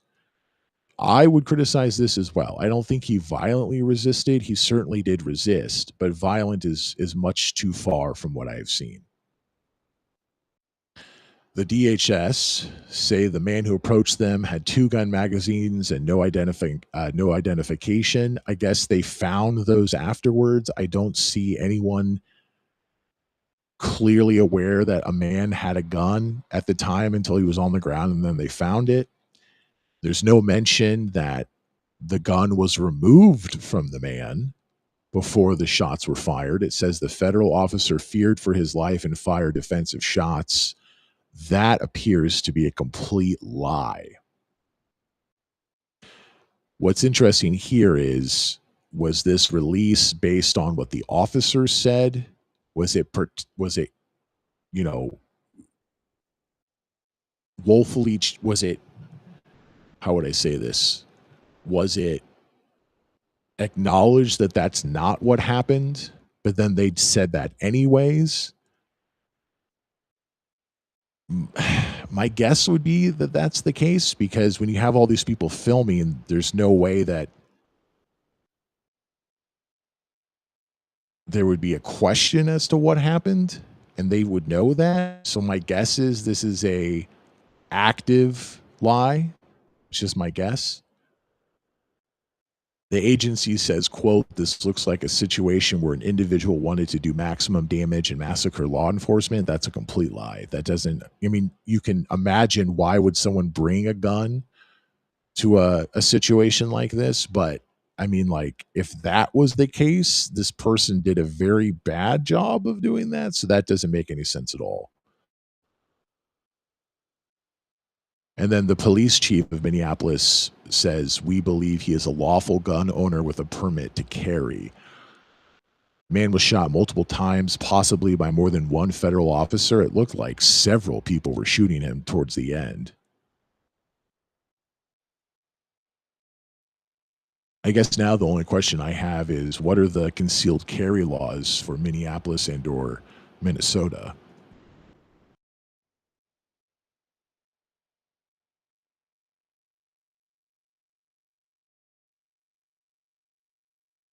Slightly changes the situation for me if you're not allowed to have concealed carry. But if you are, this was a lawful carrying of a gun. All right, so according to ChatGPT, you must have a permit to carry a handgun in public, either openly or concealed. Public place means basically anywhere outside your home, business, or land you personally own. This applies whether it's concealed or open. Minnesota doesn't distinguish once you're carrying on your person. So it looks like maybe if you have a permit to carry, you also have a permit to conceal. It's just a permit to carry, openly or concealed. Yep, that's what it says here. They identified him, or at least the parents say it's him. I just put the guy's identity down below, and he did have a concealed carry permit. Yeah, carry permit.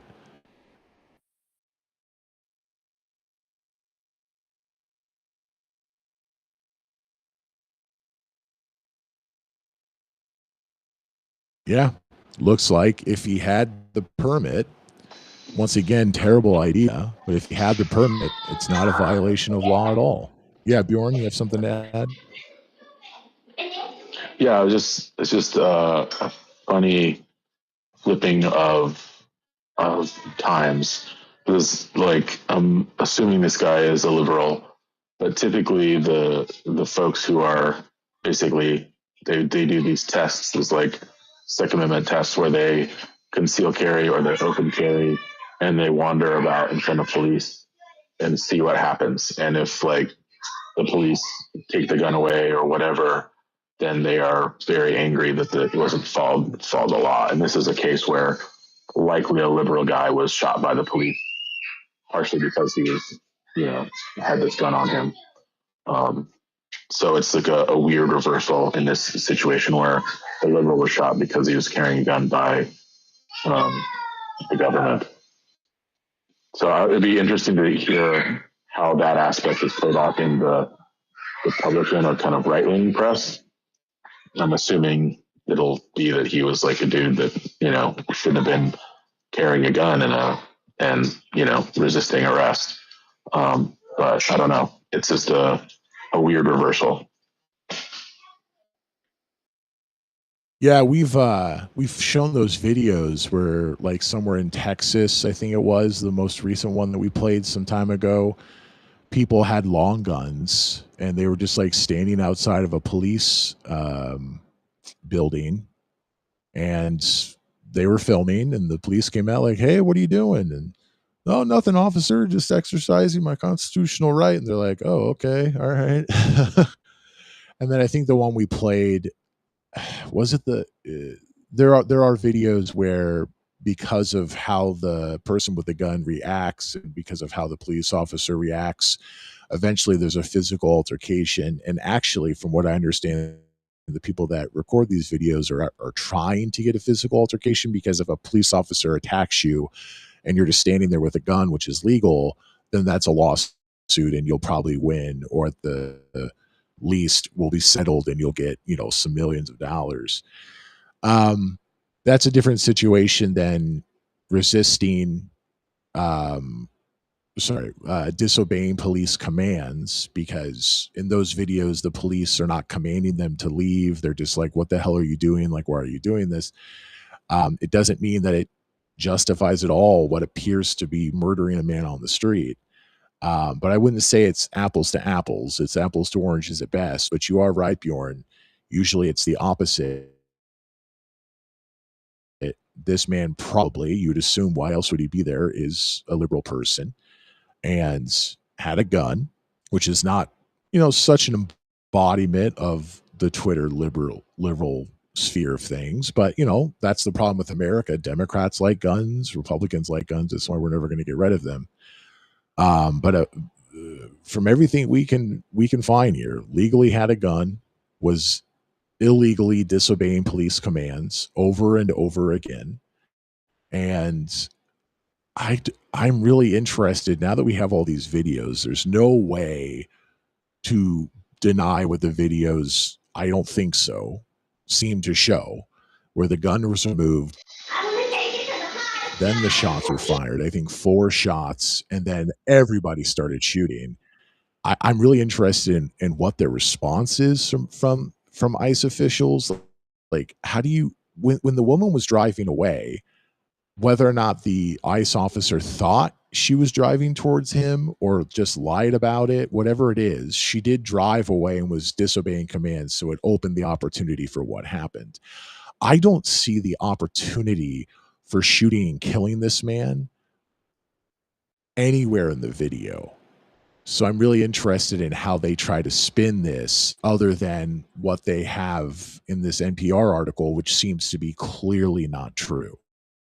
And my guess is actively framed this way, even though they knew it wasn't the case. So actively lying, if you will.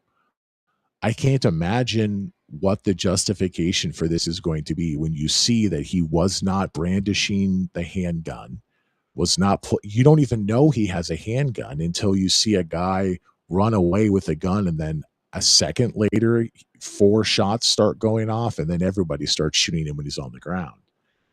So once again, I don't know how immunity works with this. I don't know if it's even possible to bring someone to justice over this. I assume this will be something that'll play out in the courts for the next several years, because this is very damning footage. But if you're a lawyer for ICE, or if you're an ICE official trying to talk to the press and trying to defend your officers, I don't even know where you begin. You know, it's not like the guy was just standing there, they pulled out a gun and shot him. It's a little more complicated than that, but I don't see any moment where justification can begin.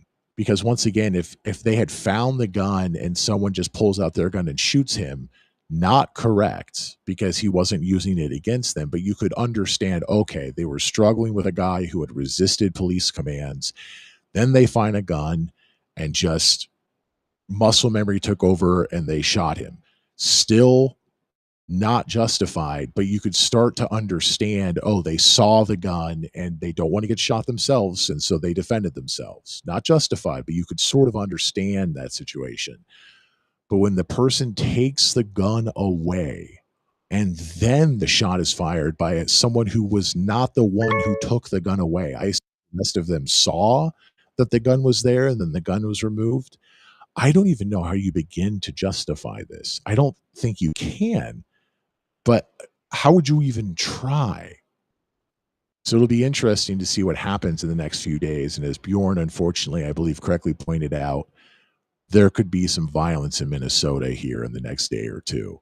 And by that, I mean protesters burning down buildings, destroying public and private property, and then police would probably be the ones responding to that rather than ICE. But of course, ICE is there.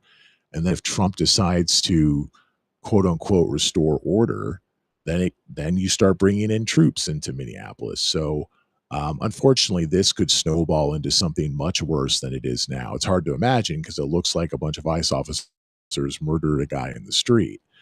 But it could get worse. And so once again, my 2 cents to people in Minneapolis, please, for the love of God, stay home and prevent this tragedy from becoming even worse. Let's hear from Miss Smitty over on Stereo. It's been a while, Miss Smitty. Great to hear from you. So just to be clear, the man did not resist police commands. ICE agents are not police officers. They are authorized to conduct immigration enforcement. They are not police officers. I don't know why we're confusing one with the other. So thanks for the message. I don't believe I ever said police officers. I've been saying officers. I think it is correct. I could be wrong. So let's try to figure out if I'm wrong. I think it's correct that you can refer to ICE, members of ICE, as officers who are legally justified to be there. And when they have an active operation, which is legally justified to enforce, they can give commands similar to police officers. Those commands, according to all the videos I have seen, were not obeyed. They were disobeyed. So that was the point I was trying to make. You may have not been here previously in the show. We went through what the rules are in Minneapolis, in Minnesota, for dealing with police officers. And at that time I mentioned, I don't know how this works for federal ICE officers, but I wouldn't be surprised if they were grandfathered in to the same regulations. ICE officers, when conducting operations, can give commands to people in the United States. That's what the crux of the position was for the woman who drove away and was shot 3 times and killed, was that she was disobeying commands. So everything I've seen has shown that ICE officers can give legal commands in the United States, and you are obliged to follow them. Are they police officers? No.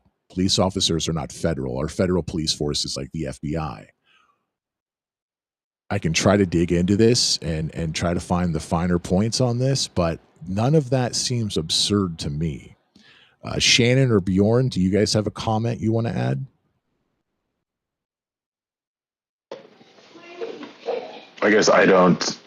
I would defer to Miss Smitty, who's way smarter than me about legal things. I don't necessarily know the nuance between an ICE agent's police powers and what they're allowed to do in these situations. So I'm not really sure.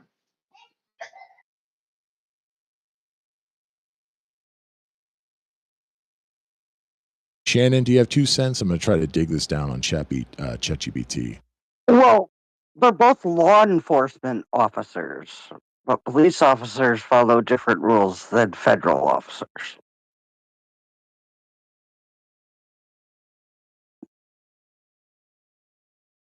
So this is what ChatGPT says. Yes, in the legal sense, ICE agents are federal law enforcement officers. Their authority comes from federal statutes that empower them to enforce immigration laws, stop and question people to be non-citizens, make arrests under certain conditions, and detain individuals suspected of violating federal immigration laws. But that doesn't mean they have the exact same authority as local police in every situation. Their authority is specific and bounded by federal law and the Constitution. ICE agents can give commands that you're legally required to follow in specific law enforcement contexts, such as when they have legal authority to detain or arrest you.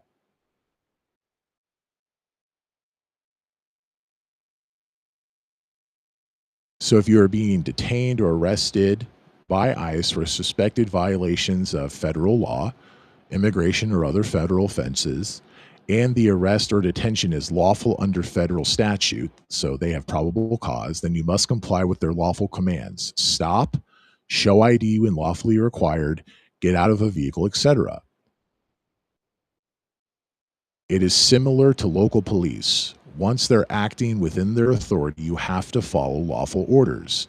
They can restrain, arrest, and use reasonable force where permitted. The basis for ICE authority is different than local police, but the practical legal requirement to comply during a valid arrest or detention is very similar.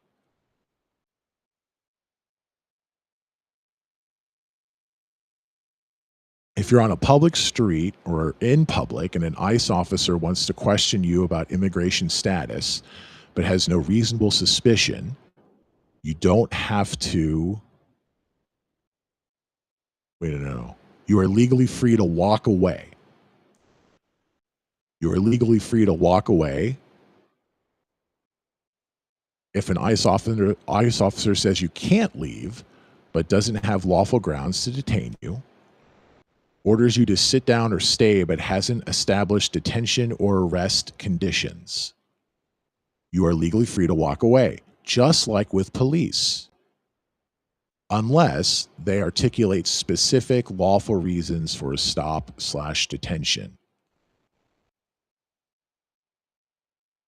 For ICE agents, just like police, to make a lawful stop or detention, they generally need reasonable suspicion that a crime is being committed or probable cause to make an arrest.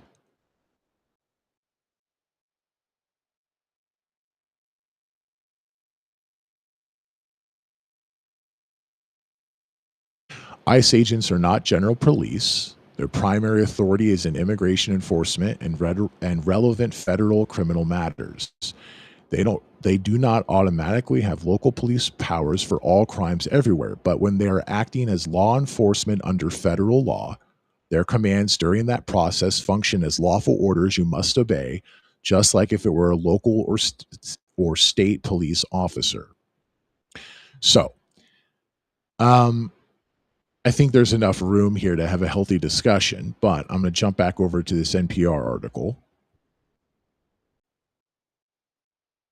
ICE officials say, this is what they say.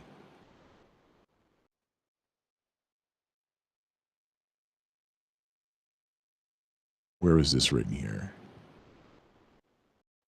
Federal law enforcement officers were conducting a targeted operation against a man the Department of Homeland Security says was undocumented and armed and wanted for violent assault. So that's why they were there. And that was a legitimate, from what I read, if this is, why they were there, a legitimate federal operation. While that was taking place, people were following them and being aggressive towards them, not throwing punches, but aggressively disobeying orders to disperse and get off the street. This is what I gathered from the videos. If someone has a different opinion on that, happy to discuss.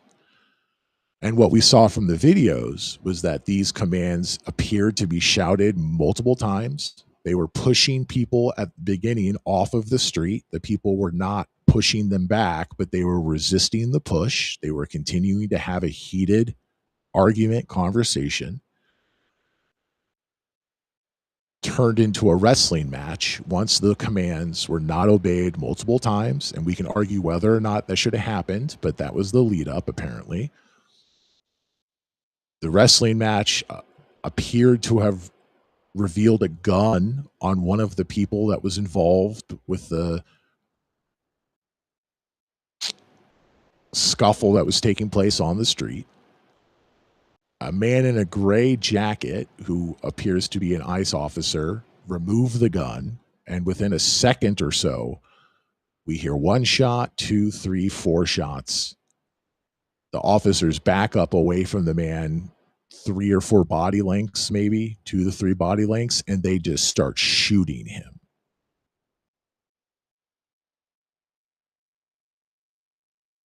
I think this is murder at this point. And I changed my mind based on the initial articles that I was reading, because it mentioned the man had a gun. And I was like, well, I feel like this is going to be cut and dry. He did have a gun, apparently, but he had a permit to have a gun. And he never waved it at the officers. I don't think they even knew he had a gun until they were wrestling and it was discovered, as I mentioned a moment ago. So I maintain the 3 protesters that were on the street repeatedly disobeyed what I believe are legal and lawful commands to disperse and get out of the street. The person who was filming from the sidewalk, I don't believe was ever addressed, because they were not interfering with a lawful federal investigation that was taking place at that time. Federal operation, maybe I should say. The people in the street that were resisting commands to disperse were the 3 that were involved in the wrestling match, the altercation. And the one of them that had a gun led to, end result, multiple officers firing at him after the initial shots and more shots. I don't see any justification for this, but everything up to tackling people and bringing them to the ground, and if we just call that detaining them, dealing with them, whatever you want to assign with that, everything up to then, I find completely justified. It's not necessarily the decisions that I would have hoped would have been made, but given the context of everything I've seen up to that point, the officers had justification for all those actions. If people have different thoughts, I would love to have that discussion. If I'm missing something, if I'm incorrectly attributing something, please let me know. I think you can make a legal argument. I think that they will make a legal argument about why it was justified. And I would be surprised if they are arrested or have, any sort of like negative consequences. As you mentioned, you thought looking at the video that this was a murder. And if someone is obviously murdering someone, they should, have consequences. I would be very surprised if this person had major consequences, like criminal consequences, during this administration. Maybe next DOJ, but I don't think this DOJ is going to prosecute this person. Yeah, I could see that taking place, Bjorn. We have another message from Miss Smitty. Thank you for that, Miss Smitty. Please give us more messages. I'll play those. Anybody over on stereo, just leave us messages. Yeah, my original prediction some time ago in today's show was that I think this will play out in the courts for a very long time. Whether or not it leads to an actual trial or something, but I don't imagine we'll have any movement on this year. I could imagine some things might happen because this looks really bad. Like I don't even know if this administration can sweep this one under the rug. This looks really bad.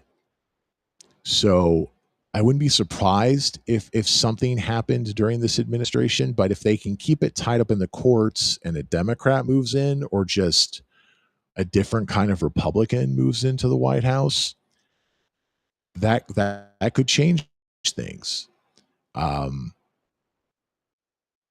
There may also, it's really hard because I just don't have a very good grasp of what kind of law would be involved here, but there may be also things that the city of Minneapolis could do or the government of Minnesota could do. I could imagine they could try to do those kinds of things. And I would encourage them to do so. Unlike the woman who was in the car, this is a very different situation. And let's play a message from Miss Smitty, which I believe talks about why this is a very different Did I just hear situation. you read that they took the gun and then started shooting him? How could anyone justify that? Yeah, so I didn't read that because it's not in the NPR article that I was reading. But I did say that because that's what I believe you can see from the video, which I didn't notice at first. And so I appreciate Shannon for pointing that out. There's a man with a gray jacket who doesn't have outside equipment. I assume it's under the jacket. The rest of the ICE officers, even if they're not in what appears to be the uniform for the ICE officers on that street, there's at least one person who looks almost like they're wearing street clothes, but they have body armor over it and they have like a belt over it with all their equipment. So it's easy to identify them. This other gray guy, he confused me because he has like a gray jacket. I assume his equipment's underneath it. And this goes to the point Bjorn was making earlier that apparently they don't have uniforms for all these people. It's just not rolled out. Even if everybody was acting with really good training, they don't have all the equipment so that everybody has the similar outfit. You know, they're covering their faces, so it's a rough situation, right? But on the street, I think it's very clear that if you were there on the street as a protester, you knew who the protesters were and you knew who the ICE officials were.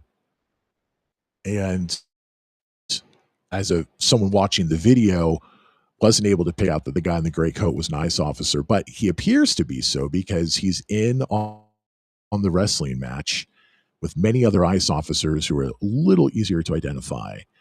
He pulls out a gun and then runs away, which was confusing at first. But the more I think about it, you pull out the gun, you want it to get away from the person, you're disarming him. So you want to get away from that person. So it makes more sense the more I think of it, but it was just kind of strange to see several times until it clicked.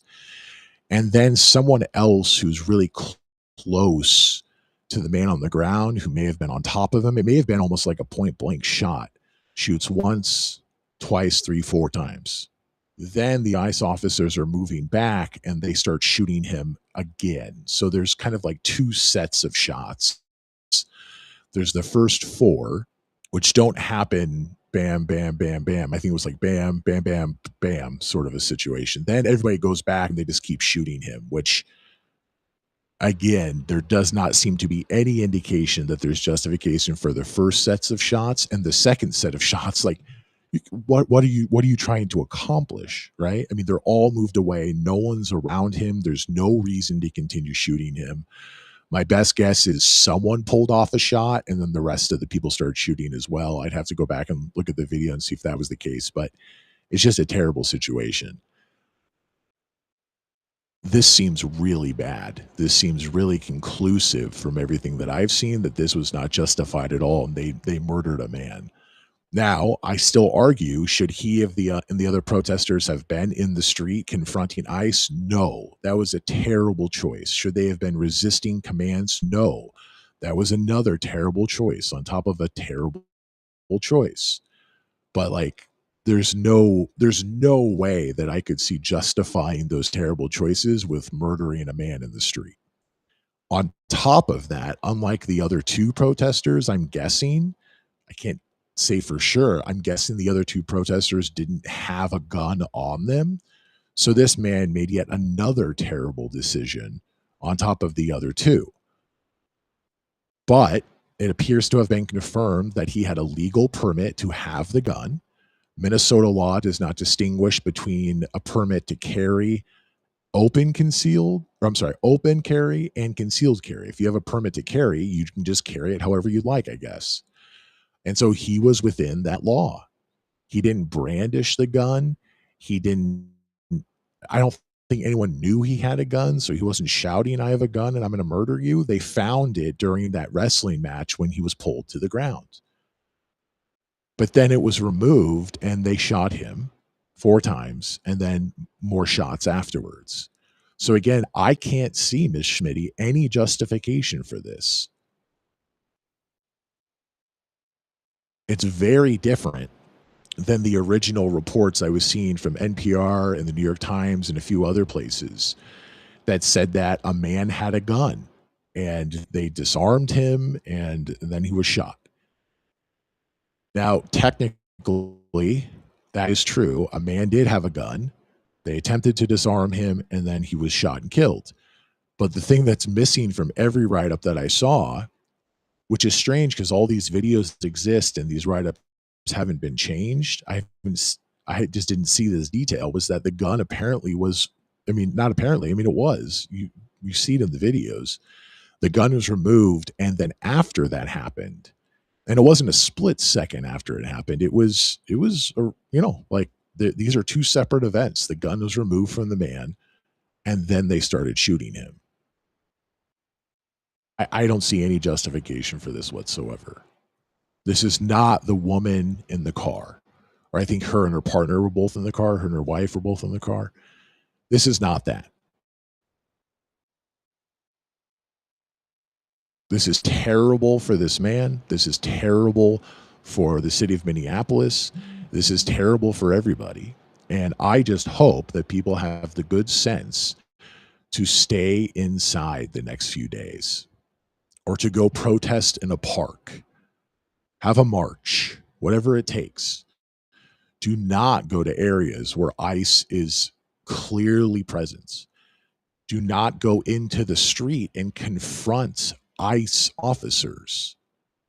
And when they tell you to leave and get out of the street, follow those commands. But generally, for the next 2 days or longer, I would say, don't go anywhere that ICE is. If you see ICE rolling down the street, go somewhere else. Go inside of a business. And it's terrible, as Bjorn correctly pointed out, that we have to say these things. But I'm talking about, how do we prevent this from happening more? How do we prevent this situation from getting worse? ICE is not going away. Maybe there'll be some court thing now and they'll be told to leave. But for the next couple of days, a week, ICE is going to be there. That's not going to change. What can change is how people choose to interact with ICE. And I would say the best choice is to not interact with ICE. But if you can't get it out of your system and you got to go out and protest, stay on the street, go to a park, have a giant protest. Do not go stay on the sidewalk. I keep saying the wrong thing. Stay on the sidewalk. Do not go into the street. If an ICE officer gives you a command, obey it.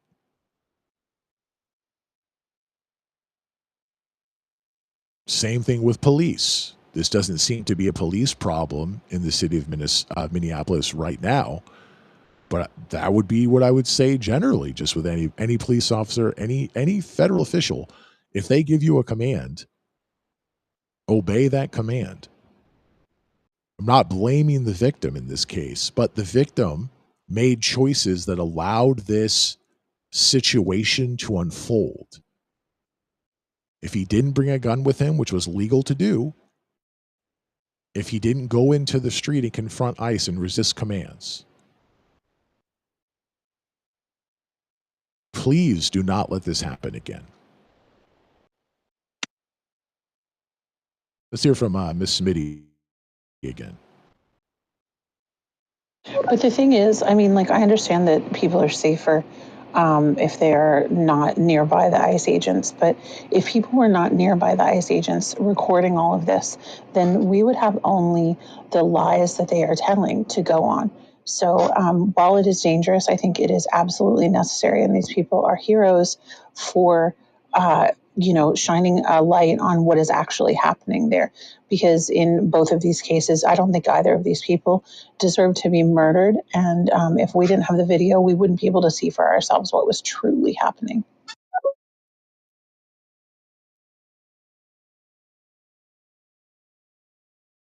Yeah, I mean, that's a good point. But I would point out all the videos that I have seen, and Shannon, looks like Bjorn dropped. Shannon, you can let me know if this is incorrect. All the videos that I have seen and all the videos that you have tweeted, these are videos that are recorded from the sidewalk. These are videos that are recorded from what appears to be like some kind of business, because one of the videos, they're behind a glass, a giant frame of glass. That's probably the storefront that they're in. So if you want to be on the sidewalk, or if you see ICE out in the street and people are engaging with ICE and you're in a business behind glass, then yeah, go ahead and film. I'm not saying don't film. But I think it would be really amazing and quite a brave move that probably would mean they wouldn't get reelected. But the governor of Minnesota is not going to run for reelection, so maybe he could do this. Tell people to stay home. I mean, be honest about the situation. ICE is shooting people in the street without justification. Do not give them an opportunity to kill more Minnesota citizens. Stay on the sidewalk at the very least if you got to go out there.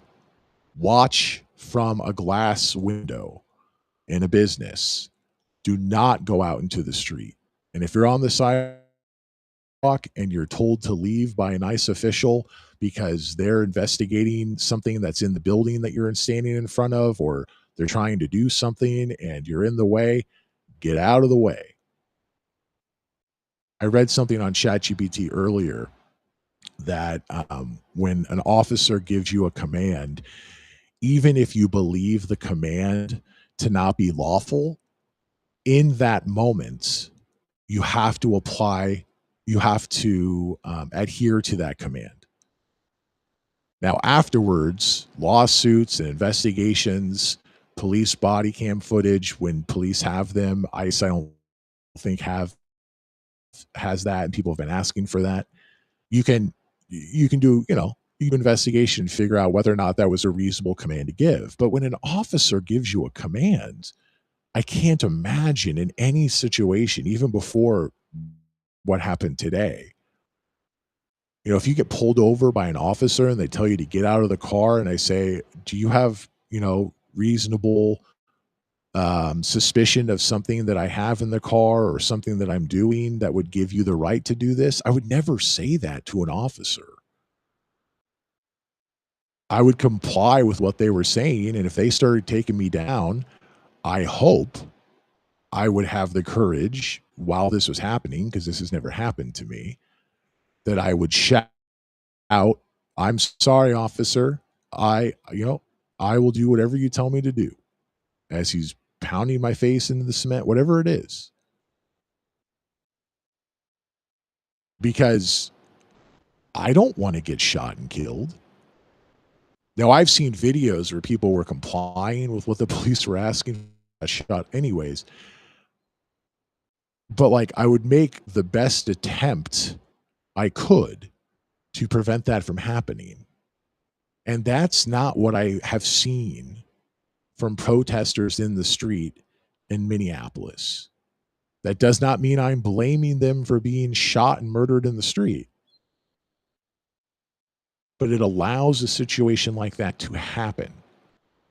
And if the only thing we can control is people's interaction with ICE, because ICE is not going to do anything different than what it's been showing us is how it operates, Shouldn't that be the focus of change and a focus of de-escalation?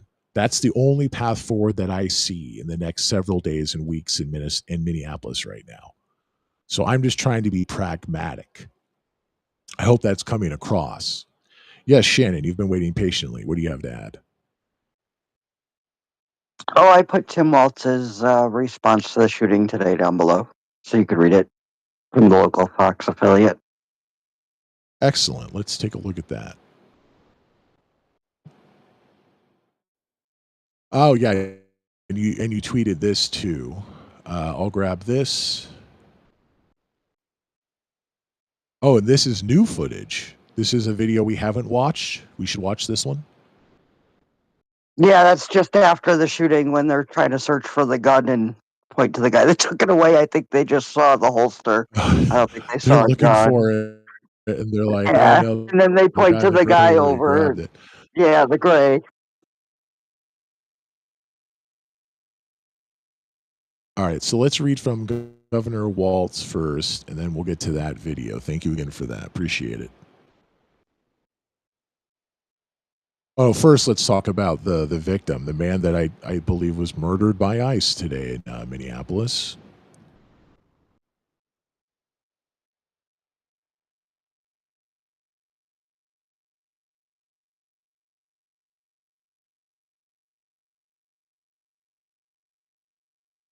Okay, here we are.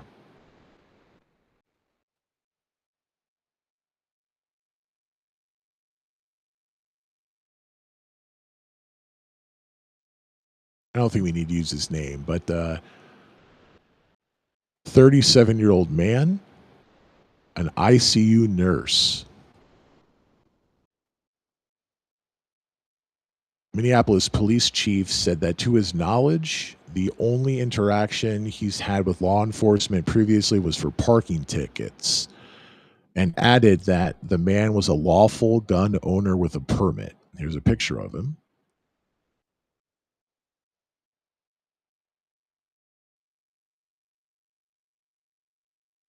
This is the part that is just a blatant lie. ICE official claimed that the man approached U.S. Border Patrol officers, which, well, okay, that part so far, yes. While armed with a handgun, okay, technically he was armed with a handgun. It was concealed, they didn't know, and violently resisted. I don't think that's true at all. He did resist, as did the other two protesters, as they attempted to disarm him. That only happened when he was on the ground and they discovered the gun. That's the very end of most of the videos. Saying that an agent fired defensive shots. Hard to be defensive when the gun was taken from the man before he was shot. They also say he had 2 magazines and no ID. Now, that might be true. He may have had the gun. He may have had 2 extra magazines, or 1 magazine in the gun and an extra magazine. I guess that's probably what that means. And they didn't find an ID on him. I don't know that. I don't know. They identified him pretty quick, along with notifying his parents already. And a news story already broke with his name, so. Oh, that's a good point, actually. So I was going to say, if it turns out that he didn't have an ID on him, that does sound like something maybe you would do before you were going to shoot people, but that's the only component. Because in the other article from NPR, ICE official was saying that he was trying to inflict max damage and take out ICE officials and stuff. Like, that's clearly not the case, because before he gets taken down, he could have grabbed for his gun, and I don't believe he ever did. Some of the videos, the audio is more easily heard than in others, and at no point do I ever hear anyone shout gun or something like that. I feel like that would have been a very momentous moment in the video that would have changed things. And from what I saw in every video, they were just struggling with him. The gun was pulled out and then he was shot, with a clear separation between those two events. Yeah, he had a GoPro in his hand. Not a gun, though. Yeah, because from that first or second video there, from not from the one behind glass, but the other one, you could see he has a GoPro in his hand or a camera phone, but it looked like a GoPro to me. But we haven't seen that video yet. Oh, okay. Is that the one that you Good. tweeted that we're going to get to? No. The Oh, you guy mean the that video from was the shot. GoPro? His the guy that was shot's video we haven't seen yet. That's what he had in his hand. He had a GoPro in his hand because you could see it Now from that's different really angles. interesting. Is if the government of Minneapolis or the government of Minnesota can request and get that before. I assume it's in ICE custody now, but if they could somehow get that, that would be really, really interesting footage. So that's a detail I missed after watching all these videos. I never saw that he had something in his hand, but you're probably right. I'm just focusing on this no ID part. It's not a smoking gun, if you will, but it's something they're pointing to. And if he really did not have an ID on him, so it's like these press releases, these statements from ICE, it's a mixture of, I think some of the things are complete lies, some of the things are technically true. I wonder if it'll turn out that he actually didn't have an ID on him, which usually you would think someone goes to confront officers with a gun and they don't have an ID. That's not a good sign, but it may just in fact mean nothing. It's just an interesting detail. At least 200 protesters arrived near the scene of the shooting soon after, leading to confrontations between federal law enforcement and locals. Yeah, that's a bad choice. That's the wrong thing to do, people of Minneapolis.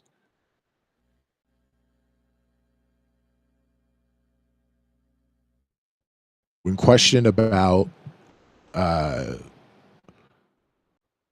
DHS's account of the incident, the spokesperson, O'Hara. Let me think here. Let me pull this together. That's the police chief, right?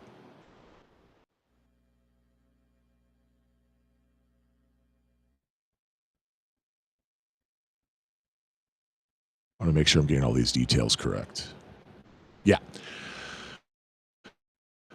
So the police chief of Minneapolis, O'Hara, when questioned about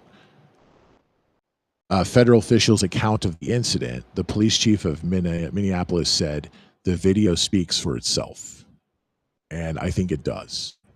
The video shows a man being murdered, so this is I would agree with the police chief there. Let's jump over to stereo real quick and get some messages. This is from Grady. As you can see in the film that's showing, a gang of ICE agents swarmed the man and put him down on the ground and began to stomp and hit him in several different places and on his body. As this was going on, some were holding him down while others moved around him to get some good significant licks in on this person. And at the end, somebody maneuvered enough to where they can pull their weapon out, the man you're talking about, the ICE agent, and fired.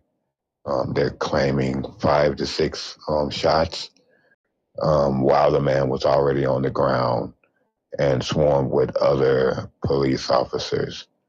I mean, not police officers, ICE agents.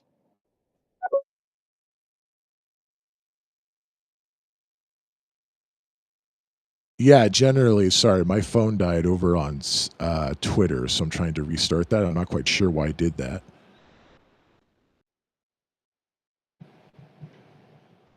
Generally, I think what you're saying was true. There's a lot of context before the man gets surrounded on the ground that I didn't hear in your response that I think is important. But generally, yes, the gun was removed and then he was shot. So we're not disagreeing on that. Let me try to restart Twitter. And we'll get to your second comment, Grady.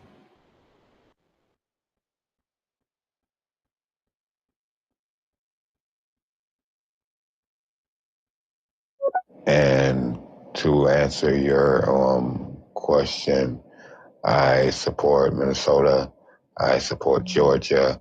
I support Nebraska, Minneapolis, anywhere where these atrocities are happening at. And I guarantee that these aren't the only murders that happen under the eyes of ICE agents. And I deeply feel like that they need to disband ICE immediately. This is atrocious. Yeah, I mean, after this specific incident, it's hard for me to disagree with you. I don't think it makes sense to disband ICE, but ICE certainly has to be reworked. I think it would make sense to pull ICE out of Minneapolis for the time being. I don't think they will, but that would be really nice, and I think it would be really important to do that.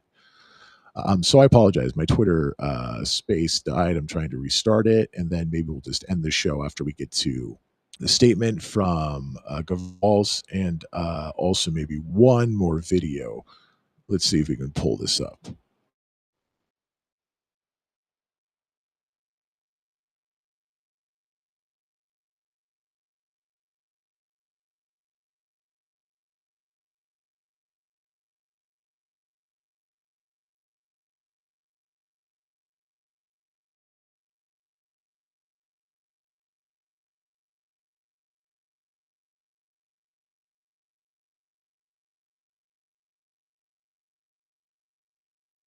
All right, I don't think that's going to happen. So let's go ahead and do this.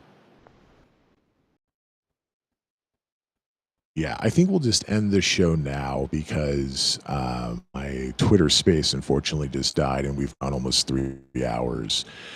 So there is a statement from Governor Walz. Maybe we'll cover that on the next show. There's also another video, but we've watched 4 videos or more. I think we got the general gist that this man was murdered in the street. My apologies that my space died. My phone, I think, overheated and it turned off. But that's going to do it. This was a really important show. I learned a lot about this case through the input of the people who are being a part of it, and I really appreciate that. This is a terrible shooting that just took place in Minneapolis. I do not think this is anything like the one with the woman in the car, where I side ICE with that. I think she just made enough bad choices that that result was on the table, even though I don't think she was trying to run down an officer. She made enough bad choices that it allowed that situation to unfold that way. I don't think any protester can be blamed in a way that justifies what I saw as murder on the street. So even though bad choices were made by the protesters in the footage, like disobeying orders and being on the street when they were asked to get off the street, none of that equals anything close to being killed. Even though the man did have a gun, it was a lawful gun to have. And from everything I've seen and read, there's no reason you can't have a gun on you while you're around police officers or ICE officials. But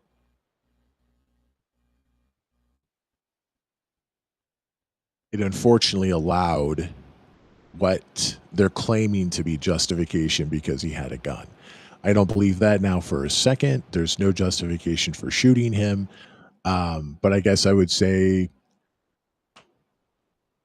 we just have to wait and see how this plays out. It would be great if ICE left the city. I don't think it will. I think, in fact, Trump's probably going to send more troops to the city now, or rather troops, because ICE aren't troops, but he might send actual military to the city.